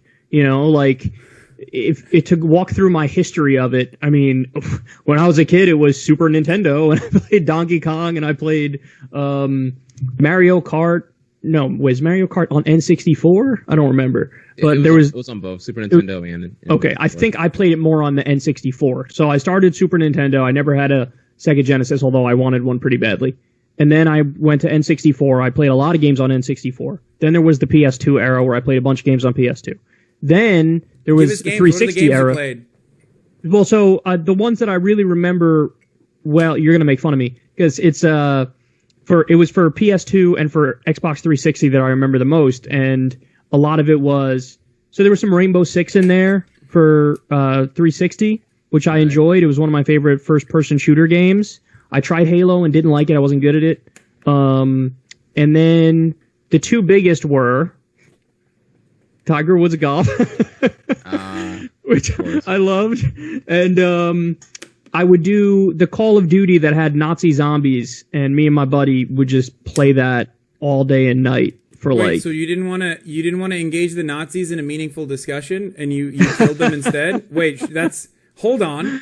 That's checkmate, weird. bruh. You got me. What? I don't understand. Wait. Like, what if the Nazi zombies start killing you? What if they use the same tactics against you, Kyle? That's terrible. That's scary. First, I defeated them in the Battle of Ideas, and then I shot them. No, so that was the most recent, and then I haven't really gamed since.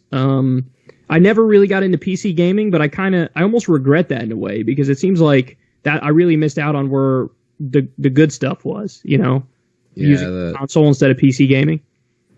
Yeah, Quake comes to mind. Early generation Quake was super lit, from what I hear. Rogan talks about every 8 seconds. Counter-Strike, CS Source was a big thing. I'm trying to think here what Battlefield 1948 was another one people loved. Team Fortress 2 was super lit throughout its time. Yeah, there's Half-Life. But who might I speak though? What are the two new ones? The two, I know Fortnite is the big one that people play a lot, and then what's the other one? Oh, Red Dead Redemption, right? Ooh, yeah, I love Red Dead Redemption. That one looks fun. Again, I've never played it, and I don't know. You can burn KKK members with Molotov cocktails. It is excellent. Yeah, good praxis. It looks cool. It looks like a Western type thing where you do what you want. It's pretty much super duper HD GTA, but in the Wild Wild West.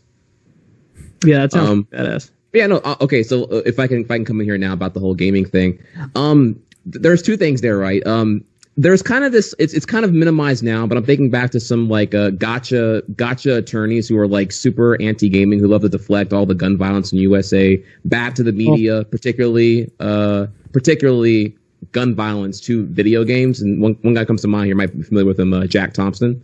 He was the one who was like super uppity about like, we need to make video games.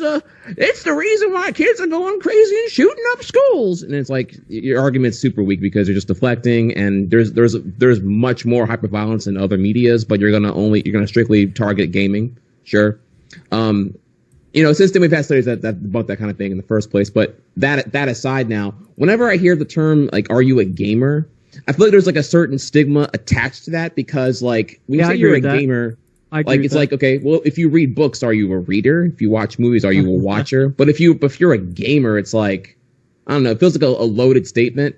And even then, there are people who I feel who would say like, oh yeah, he plays games. He's a gamer. He's way out there. But in the same sense, though, if we go back to like 2010, 2011, you had people who were freaking addicted to Farmville on Facebook, but they weren't called gamers. So it's only really not a real gamer until you start harassing female journalists on Twitter. This is a fact. If we're going to talk about facts, and we can go back to the Sargon conversation for a brief moment, but that right there, my friends, is a real gamer. Okay, you gotta start this this mobilization against female representation in video games. Before you do that, you're not a real gamer. Also, speaking of Jack Thompson, he was disbarred by Florida because of his repetitive, frivolous, and insulting to the integrity of the court filings. So wasn't McCain big on this too? I think McCain, Hillary Clinton as well, on if the I'm not mistaken, anti-gamer thing. Yeah, he was. Yeah. Anyone who's anti-gamer is I write them off. If Bernie Sanders was against video games and the violence in video games is too harsh for America, I would be anti-Bernie. Anyone who it's actually been proven that that's nonsense. They've actually studied it, and I think the Australian government actually was one of them that did a study on it, and they were like, there's absolutely no connection whatsoever between violence in real life and violence in video games. That's actually an argument that's insulting to people's intelligence. The idea that like you can't tell the difference, or somehow, it makes you want to engage in these things in real life. That's nonsense. I've killed, how many thousands of people I've killed in video games in my life, and how I have literally never once in my entire life thought like I'm going to murder an actual human being. Oh, we know, Kyle. Well, I think that's just like from your perspective of peaceful protest and direct action that does not escalate to violence. We are well aware. Hey, I do support violence for defensive reasons. You have to remember that. Okay, that's true. Okay, so in that sense, I'm actually I'm in line with a lot of leftist traditions. I'm not a pacifist. That's the point. I'm not a pacifist. I'm a non-interventionist with foreign policy, but I'm not a pacifist. Those are different things. Okay. Yeah. The biggest thing I've always seen is that, it's different because games are interactive. But even then I've been like, well, that's just like, again, I would go back to your statement about that. That's insulting to the intelligence here. Like, and more than anything else here, the people who oppose it, have you played a game? Most likely not. 0% so it's usually a chance. case of, it's mostly a case of you fear what you don't understand, which goes back to like a human naturistic reaction. But you should want to at least infer how things work in the thing you're opposing before you just flat out oppose it. Yeah, it's one of those things. It's just an easy thing to beat up on and a good scapegoat when something bad happens.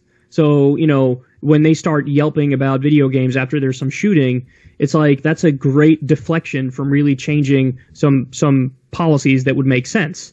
And it's just a way to waste political energy in a direction where you're scapegoating people. And then on my last point here about the gaming thing is, I really don't. God, I'm trying to sound like I'm fawning here, but I don't blame you for not being super active on your gaming front, because I feel like, when do you have the free time? I feel like people get on me all the time about like wow, disgusting. Trihex anti-gamer confirmed, guys. Wow. Well, no, like I see like Kyle's workload between like the shows that are happening like every weekday or whatever, combined with like the homework that's to go into research and that kind of thing, and then you lead to the other shit that you do. I'm just like, when do you have, like, honestly, like, how much free time do you have in a given week to even, like, if you wanted to game? Now I would actually say I work normal hours. I would say, when you actually do the math on it, because the way the schedule is structured, it's not every day anymore for a live show. So I would say that ultimately I work the same as just anybody working a regular 9 to 5, 5 days a week. But I still don't have much free time. And when I do have free time, I like golf. I mean, I know that makes me like a boomer loser, but I've always played golf since I was a kid, and I like to go out there, and because I'm never outside either. That's the other thing. Like I'm never outside, and so getting out there a little bit, getting some sun, and playing golf, which is like 3-4 hour thing. It's a half day event, but whenever I have time off, that's what I try to do. So obviously this time of year in New York, with it being cold and sun setting early, it's kind of depressing and annoying, and I get slightly depressed. I don't have seasonal depression. I don't want to like pretend like I do, because there are people out there who have it legit, and it's like a real problem. But yeah, I'm just slightly less happy in the winter in New York than I would be in the summer when it's nice and bright. Kyle, I have another question for you. I wanted to talk about Joe Rogan, because you briefly mentioned him. You've been on a show twice now. I was wondering what kind of feedback you got, and whether it was successful in converting some people, because like I said, you're very approachable by people who are either apolitical, or you're very approachable by people who might be on the other side, because when they watch you, and I've looked at some of the comments under Joe Rogan's podcast where you've been on, when they watch you, they say, well, you know what? I don't agree with this guy. I don't absolutely hate him. And I think even if I don't agree with this guy, I think he's being genuine. So you have this appeal, especially for people who are further to the right, because I think you and I agree that Joe Rogan certainly has a very interesting and diverse crowd of individuals that follow his content. What do you think? Do you think you've been successful in maybe changing some people's minds? I hope so. And I think that maybe I did. I couldn't even venture a guess as to how many people's minds I've changed on going to an outlet like that. But it's interesting, because he does tend to have he has guests from me to Abby Martin to Jimmy Dore, all the way over to Gavin McInnes, who he was friends with. But yeah, Alex he Jones, strikes me. He strikes me, but he hasn't had on either one of them since the worst of those people. Sargon of Akkad as well. Yeah, no, I know. He hasn't had him on for a while either. But listen, when you talk to him on a personal level, he's a really nice guy, really genuine guy, really approachable, and he just strikes me as actually having a mix of views. But when you nail him down on the actual substantive issues that I talk about on my show all the time, he's in favor of universal health care. Obviously, he's in favor of legalizing marijuana. He's in favor of a living wage. He's even in favor of universal basic income. So I think people might get a misimpression of him a little bit, because it's so easy to spend a lot of time like bashing social justice warriors. It's like the internet's pastime is just shitting on college kids with pink hair. So that can leave a taste in people's mouth like, oh, he's probably right-leaning. But no, he just strikes me as kind of a regular, somewhat apolitical guy who, if anything, leans left. But the conversations he has, it doesn't really reveal his politics that much. But to answer the main question, I hope I change some people's minds. I think I changed some people's minds. But yeah, I think his audience might lean to the right because, you know, even when if I feel like I knocked it out of the park, if it's a lefty who's on Rogan's show, you look at the like to dislike and it's like you max out at a 90% like rate. Like that's max. Whereas, you know, any person who leans right, even if they're not making coherent points, they somehow kind of have a natural floor of like 95% likes. You know what I mean? Like, yeah, I think the internet, or especially YouTube, especially political YouTube, is heavily leaning towards the right. I think that a lot of creators on YouTube are certainly their starting point is just like right wing, and then it deviates, like it goes from centrists who are naturally right wing, and I would say Sargon of Akkad is one of those quote unquote centrists, all the way to crypto fascists and actual Nazis. So that's part of the reason why there's so many people that either A, get radicalized, or B, are already like fairly in the right, and they just continue moving further down the right, or they keep getting their broken perspective reinforced by all the content that is readily available on YouTube. I think on this point I'm a little optimistic though in the long run, because I actually kind of have faith in people, because I noticed this from one of the comments on the last time I was on Joe Rogan's show. One of the comments was something to the effect of, have you ever noticed when Joe has a left-winger on, they talk about substantive issues, and when he has a right-winger on, they don't? And that comment stuck with me because I was like, okay, that light bulb moment for that person. Like, that's it. Now, keep going with that mentality and go ahead. Watch whatever the hell you want to watch on YouTube. I'm not going to tell you not to watch something if you like the person for whatever reason, personality, whatever. But that I think most people at some point in their life will have that light bulb moment of like, what am I actually for? Like, what am I doing here? Like, is my whole thing like, I'm just going to trigger the libs? Like, ooh, I'm just going to be an edgy teen my whole life. Okay, you could do that. But that's like, I don't think that's going to lead to happiness. I think that people, when they actually start caring about things outside of themselves, and they care about like, okay, what are we doing here? How do we make the country better? How do we improve people's lives? And then you dig into the specifics of that, then I think that they actually do kind of turn to the left. So I'm optimistic on that point in the long run. I take your point, but I think in the long run, I'm actually pretty optimistic. Yeah, okay. I can agree with that. I think luckily there are other leftist content creators now that are starting to grow their platforms, and that's definitely really helpful in re-educating a lot of these people who have been caught up in that same cycle of like, I hate the libs conversation. Trihex, you had something to say. Sorry for cutting you off.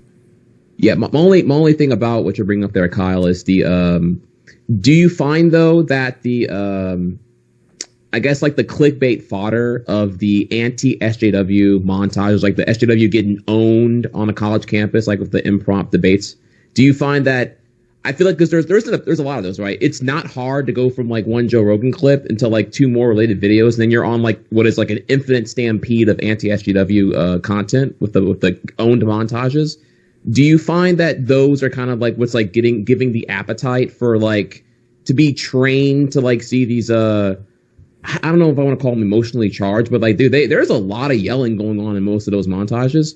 Do you think that's kind of like the problem though? Is like this, like, because I kind of talked about a little bit with Hasan the other day here, the algorithm kind of leading to that being in your related videos inevitably, and what will it take?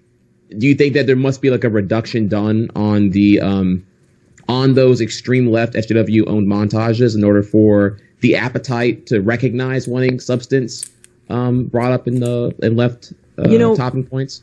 You're asking a really good question. I think here's the way I view that. Like, the anti-social justice warrior stuff kind of acting as like a gateway into further right-wing or reactionary politics. It's certainly possible that that's there. But I almost kind of look at it in a way, like you go back to, say, 2005, 2006, 2007 online, and there was almost like a mirror image reverse of that happening, where it was a gateway to the left, where people were kind of actively and regularly shitting on authoritarian fundamentalist Christians. Yes, and that's what I want to talk about as well. Perfect. It was so obvious that these were ridiculous people that kind of made people think, well, if they're ridiculous and this is what they stand for, what else do they believe? And then, of course, fundamentalist Christians have a home in the Republican Party and on the right. So that kind of made people just have this gut reaction of like, okay, I'm just against these people, and so I'm going to be for whatever they're against. And so then you had this big wave of people who were just, secular, non-religious, and they cared about rationality, and that kind of helped the left blossom. And now it's the mirror image of that. Now it's, you, like we said before, you take a pink-haired college kid or blue-haired college kid who wants to deplatform somebody, and then, you watch some videos on that, and next thing you know, you're like, well, what else do these social justice warriors believe? Oh, they align with the left politically, and so I'm against that, and I'm going to be for whatever they're against. And yeah, I think that does happen. But I think I have a different reaction to many other people on the left as to how to deal with that, which is, to me, honestly, a lot of the anti-social justice warrior stuff, yeah, it's tone deaf and it's screechy and it's so persistent, but I almost file it under duh. Like, okay, so you don't like it when people are deplatformed on college campuses, and you don't like it when there's an outrage mob over a politically incorrect comment, or even even a comment that's genuinely fucked up. Like, you don't like it when there's this giant backlash. Okay, fair enough. Next, like, let's talk about actual serious, real political issues that impact everybody in the country. Like the fact that we live in a country where if you work full time, you could still not make enough money to survive, or the fact that we have 45,000 people that die every year in this country because we don't have access to basic healthcare, or the fact that we're an empire and we massacre people overseas on a regular basis. We wasted $7 trillion in Iraq and $2 trillion in Afghanistan. And once you start having these serious policy discussions, it's almost like you're letting these people know who are stuck on that frequency of only caring about the social justice warriors, like, hey, dipshit, there's a whole nother world here to have conversations about. And you're like at the lowest level. I mean, how easy is that and stale is that? Like, so Trigger the Libs, like, wow, so impressive. Sorry, Kyle, I wanted to ask you something about that. This is the conversation I absolutely want to have with you, because you know what my perspective is a little bit. We briefly talked about it as far as like anti-SJW YouTubers essentially becoming the same SJW YouTubers they originally criticized, from a white identity politics perspective. But what I wanted to ask you specifically is that your channel is called Secular Talk, and we both know that a lot of these channels who are now firmly in the conservative anti-SJW, anti-feminism camp were originally secular anti-theists or atheists who were on our side, that actively talked against Christian fundamentalism and how damaging it is to have a government that opposed scientific research and banned stem cell research and set us back, and how terrible the George W. Bush era was. These are when a lot of these channels started, and yet for some weird reason, the overwhelming majority of those channels are now, and I believe this has something to do with Islam and something to do with 9/11. Overwhelming majority of those channels became anti-Islam, anti-trans, anti-feminist, and anti-Black Lives Matter. And for some reason, you did not go that way, even though your channel is literally called Secular Talk. So I wanted to see, like, what was why did you have a difference in opinion than the rest of that community when you guys came around the same way in a similar fashion? That's a great question. And the answer, put very simply, is I care more about the policy substance issues and improving this country and improving people's lives than I care about the goofy culture war. That's the answer. I feel like a lot of people get stuck in that culture war wavelength And I just think that that's like, you're in first grade and I graduated all the way from second, third, fourth, like I'm all the way up there now. I'm in like college or some shit. And you're stuck on that first grade wavelength where you're only talking about the culture war. And honestly, the funny thing is, even though they're obsessed with the culture war, they haven't even graduated to the point of talking about the policy issues relevant to the culture war. So for example, if you really care about freedom, like maybe ending the drug war should be on the top of your list and exposing it for all of its downsides and its flaws. And because the blacks are being oppressed, so they like it. They they don't think that the black people who are being oppressed as a consequence of this is necessarily a consequence of the drug or the war on drugs. But instead, because black people are just inherently more violent. So like they're prescribed solutions to like the existing structure or the oppressive structure that currently exists inside of our empire is something that they just seek to justify as best as they possibly can, rather than really take a skeptical approach, regardless of what their names might be on their YouTube channels, where they say that they are the rational centrists or they are the skeptics. They rarely ever oppose U.S. government. They rarely ever oppose racism and all of these structural inequalities. And they, as a matter of fact, they uphold the status quo by claiming that systemic racism does not exist, and they deny facts that disprove their perspective. So, not very skeptical. You know? I think that all stems from being stuck in the culture war and just kind of taking reactionary positions based on triggering the libs and based on seeing a video of a pink-haired trans woman on a college campus, and they just laugh at it and think I'm against whatever she's for, and so they're just stuck on this level of analysis that's just like mired in the culture war. And they don't even, like I said, they don't even graduate to, like, there are issues in the culture war that I think haven't even been breached yet. Like, here's one.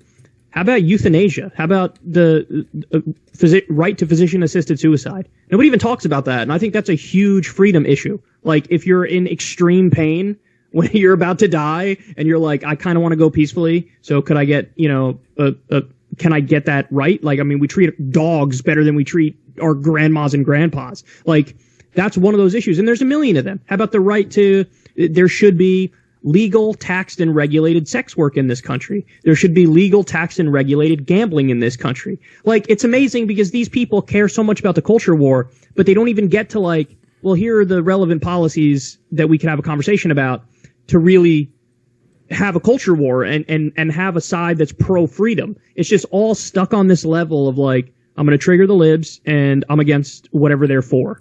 Well, I think as far as like on the side of content creators, it also happens because the content creators are reinforced by clicks, and they're reinforced by being able to monetize these sorts of videos, and they get to expand their audience greatly, especially when they even partner up with people that are further to the right than them and engage them in meaningful conversations, or engage them in the realm of discourse when they're not necessarily engaging them. I'm of course referring to people like Dave Rubin and even people like Sargon of Akkad, who are ineffective in dealing with people like Richard Spencer for some reason. And I think that kind of guides them down this rabbit hole as well, because the profit motive is too strong, and that they don't really care about what they're saying when they're developing their platform. I'm optimistic that it's a phase, though. I'm optimistic that this is a phase, in the same way that it was like a phase where there was the rise of the left online around 2006, 2007. And now with the rise of Trump and the rise of the right online, I mean, it's gonna be a pendulum. It's gonna go back and forth, and it's not like I don't want people to be hopeless where they think we're stuck in this static position of like it's always going to be the case that somebody watches a video online and ends up like believing everything Richard Spencer says. I think that people will snap out of it, and in fact, I think we're actually seeing the beginning of the pendulum going the other direction. All right. Thank you, Yellow Cape, for the 5 Tier 1 community gift subs. Thank you so much. Trihex, what do you have to say about that? I very, very surface level. I think that was worded really, really well, and I agree. I wish I had more to elaborate on there. I can think of other topics that I can probably chime in further on, but I pretty much agree with everything Kyle brought to that point. What do you want to talk about? Let's talk about what you want to talk about. What are some issues that you see? Because you're a gamer, like you are very much a part of this You're very much a part of this culture. Shout out to Destiny, by the way. Oh yeah, I forgot to say, yeah. Oh, you know of him? Okay, cool. Yeah, cool. I just recently listen. It's funny because I have a boomer mindset, so I don't know much. I'm such a normie, as the kids say. People are freaking out. Recently, I stumbled across a Destiny debate on Race and IQ, and I think he just knocked it out of the park and really kind of pulled the mask off of the absurdity of the conversation. And yeah, I just wanted to give him credit on that. And to be fair, I really haven't seen much of his stuff, but when I watched that video, I was like, oh, that's cool. So we have like somebody in the gaming community who's actually pushing back, and I think there's going to be a lot more of that moving forward. Hell yes. That's actually, Destiny's the reason why really I know about Trihex as well. But sorry, Trihex, go ahead. No, that's actually really, really awesome. Yeah. I'm trying to think of where I even go with that now. Destiny's actually been on. I forget, was he on Fox News? He was on something at one point. I know you've been on Fox News twice now, but he was on. I think it was maybe David Pakman's show. I don't remember exactly, but yeah, he's been doing some big moves the last couple of years now.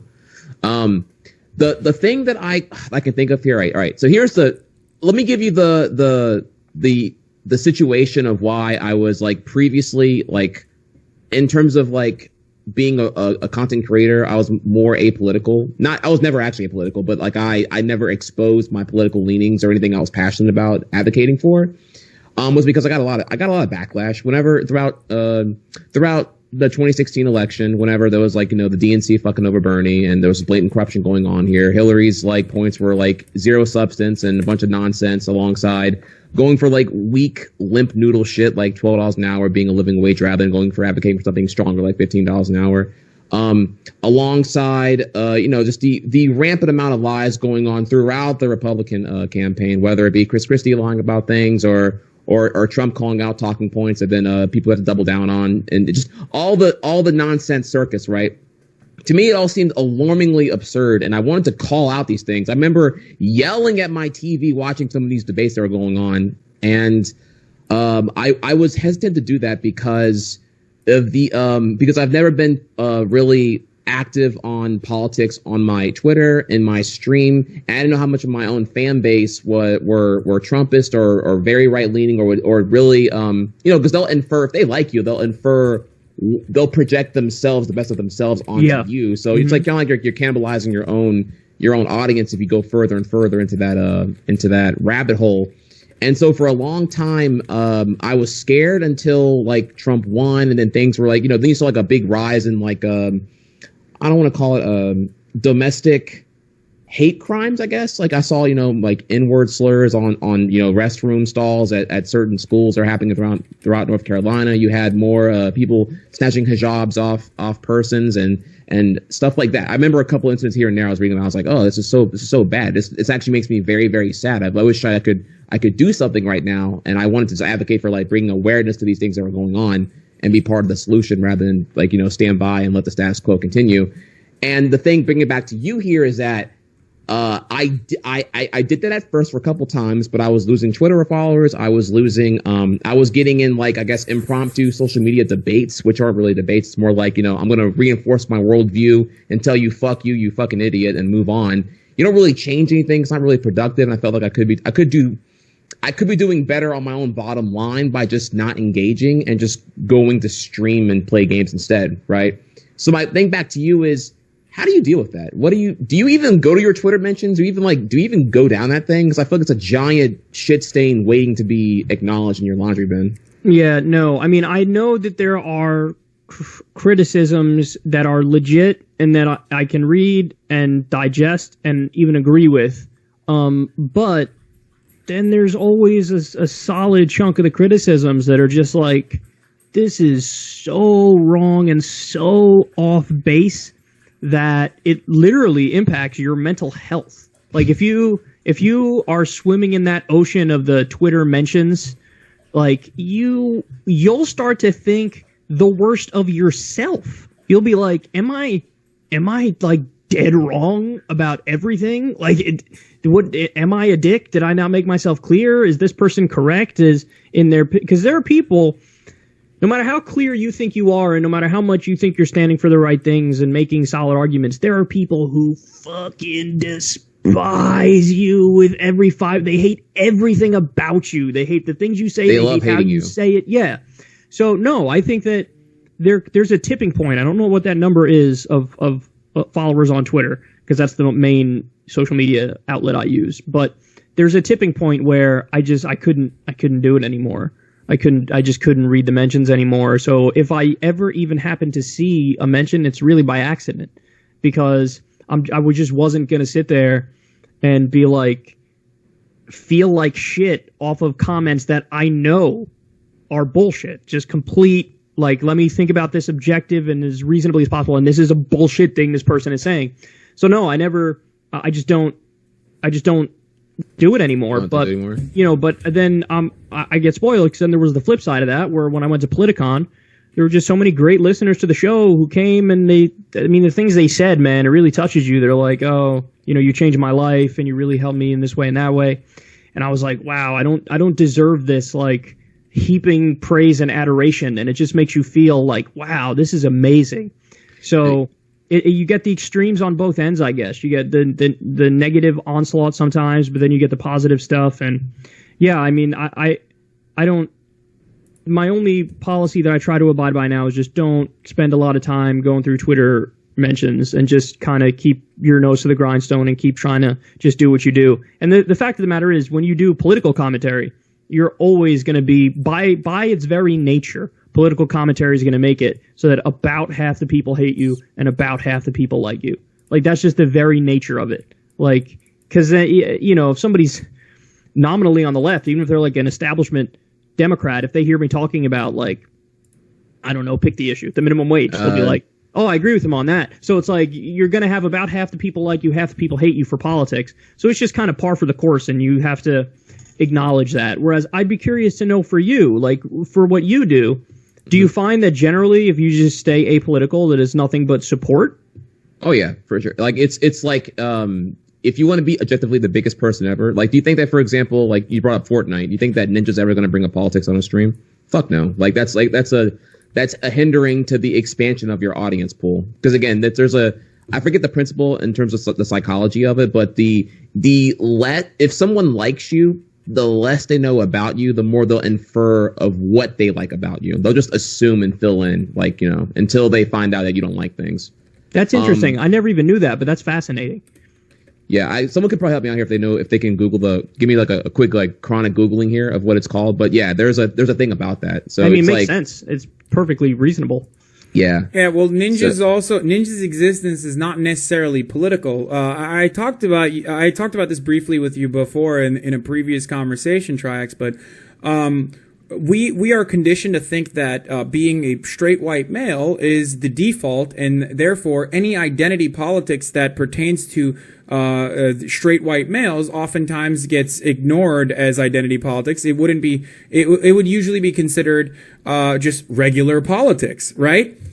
So because of that, it's easy for someone like Ninja to not necessarily engage in identity politics, or in any sort of politics, because no matter what happens, especially now that he's like wealthy too, no matter what happens, he's always going to be a part of the ruling class, from a capitalist versus socialist perspective, and even from an SJW versus anti-SJW perspective, he's always going to be on the top of the totem pole as far as his identity. So none of the policies will impact him in a negative way. So it's easy for someone like him to avoid even having this discussion. But when you yourself are having this discussion with your audience, and when you're talking to them, some of the people are literally actively participating in the dehumanization of black people, or actively justifying the criminal justice system that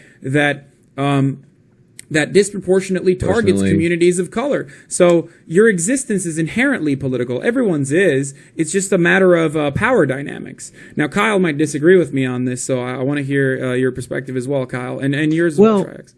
I mean, I've been a critic of identity politics, but I also acknowledge that, I mean, Trumpism is largely an identity politics movement.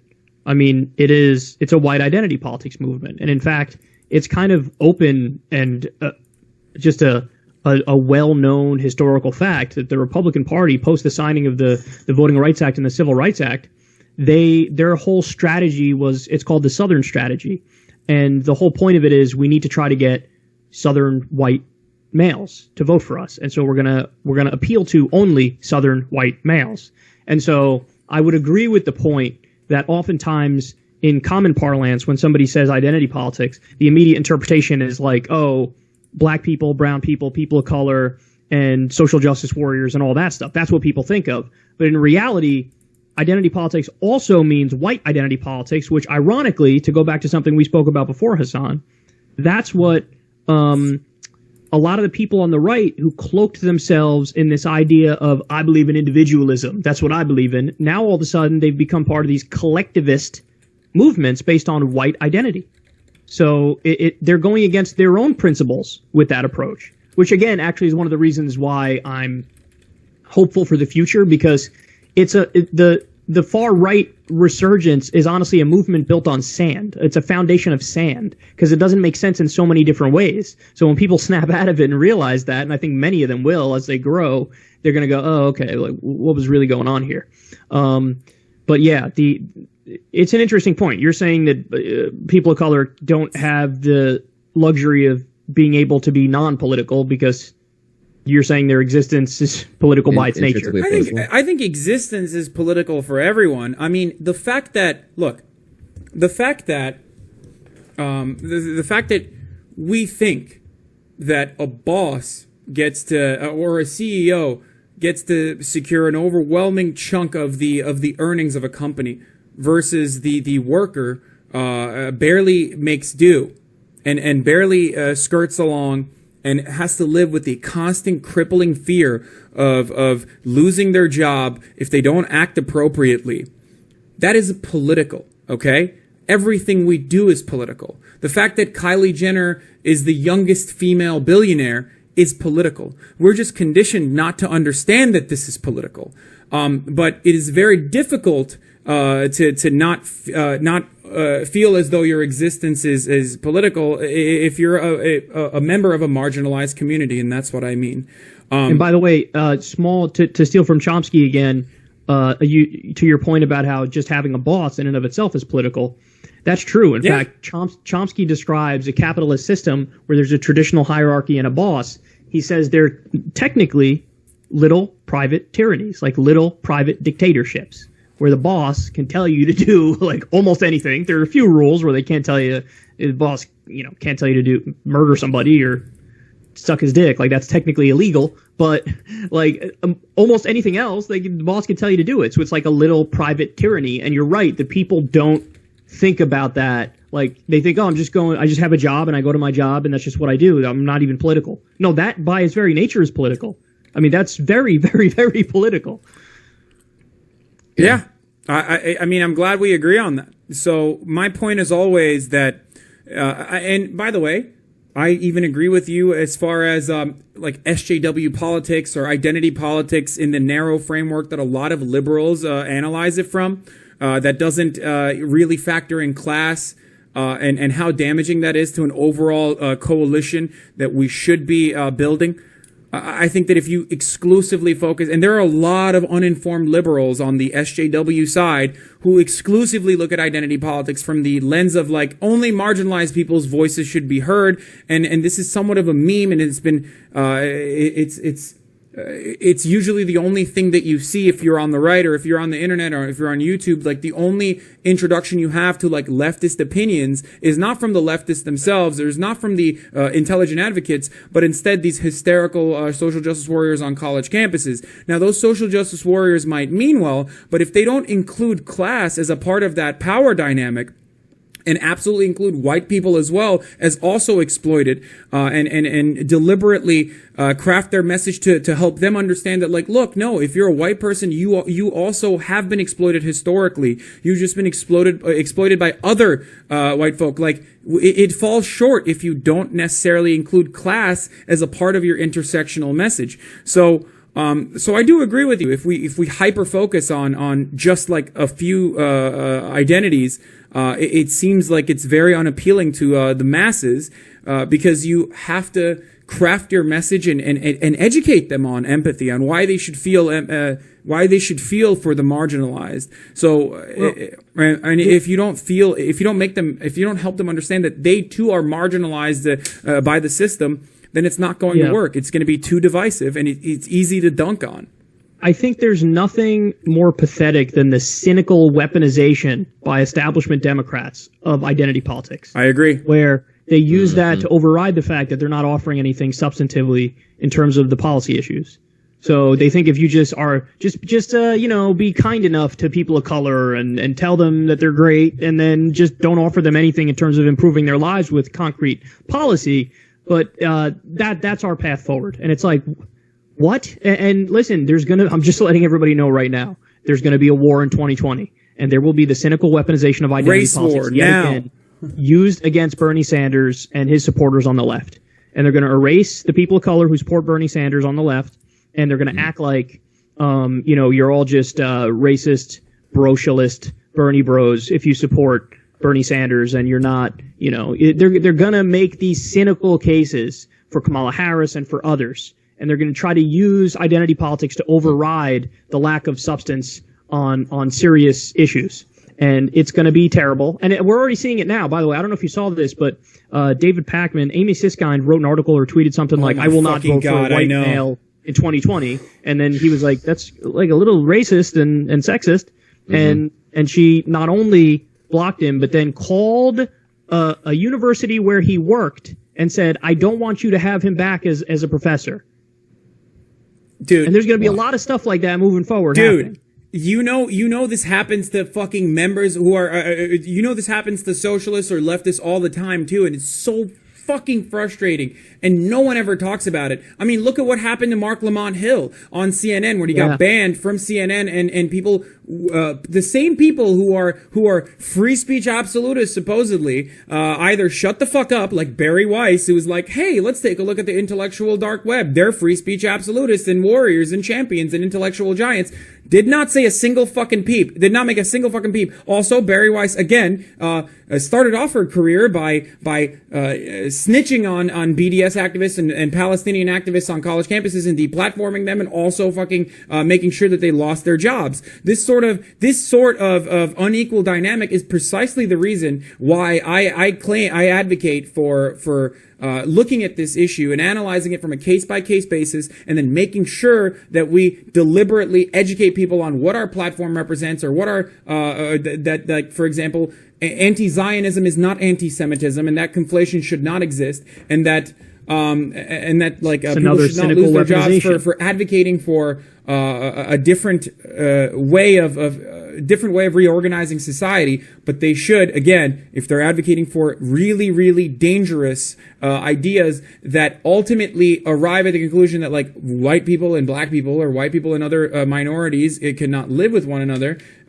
we should show people that is a different way, that is a different kind of ideology, that's a different kind of mentality, that's very different than just advocating for socialism or advocating for a free Palestine. By the way, they literally say supporting BDS is anti-Semitic. They say it. Yeah. Like they don't even try to couch it and imply it or do a nuanced thing. They're just like, if you support BDS, you're an anti-Semite. It's like, wow, you guys are that is like the straight up cynical weaponization of identity politics. Ben Shapiro is advocating I really for gotta go. sedition. I'm like, you're about to 35 leave? minutes late. Yeah, I really gotta go. Oh, fuck, man. Okay, well, Kyle, it was incredible having you on Trihex. You want to say some last words? Shit, fuck. I agree with everything you're saying. There's going to be a lot of oppression. There's already plenty of evidence of voter suppression going on in the midterms. You can see that very evidently in the Georgia governor race. You can see that with that one mailing center in Florida. Was one to get to talking about Beto O'Rourke and Andrew Gillum, but I guess we'll get to that another time or whenever you get a chance. All good. Much love. I agree with you even further here because you got people who are advocating for progressives like Cory Booker, who's just loaded in like corrupt pharma PAC money, who's a piece of shit. But we'll get to that another time if we can.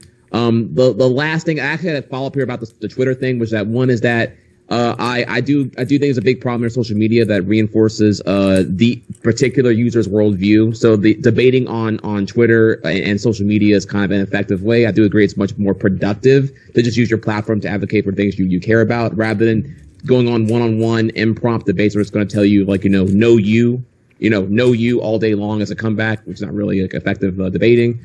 And then finally here, if you're really burnt out on the mentions being mostly toxic, Kyle, have you considered trying there's an option called verified only. I don't know if it's like really that effective at that point because you're kind of like, neutering what you're going to see in the interactions, but you could try verified only in your mentions. That way you would see, for example, you'd see Hasan, tell you, hey, what's up?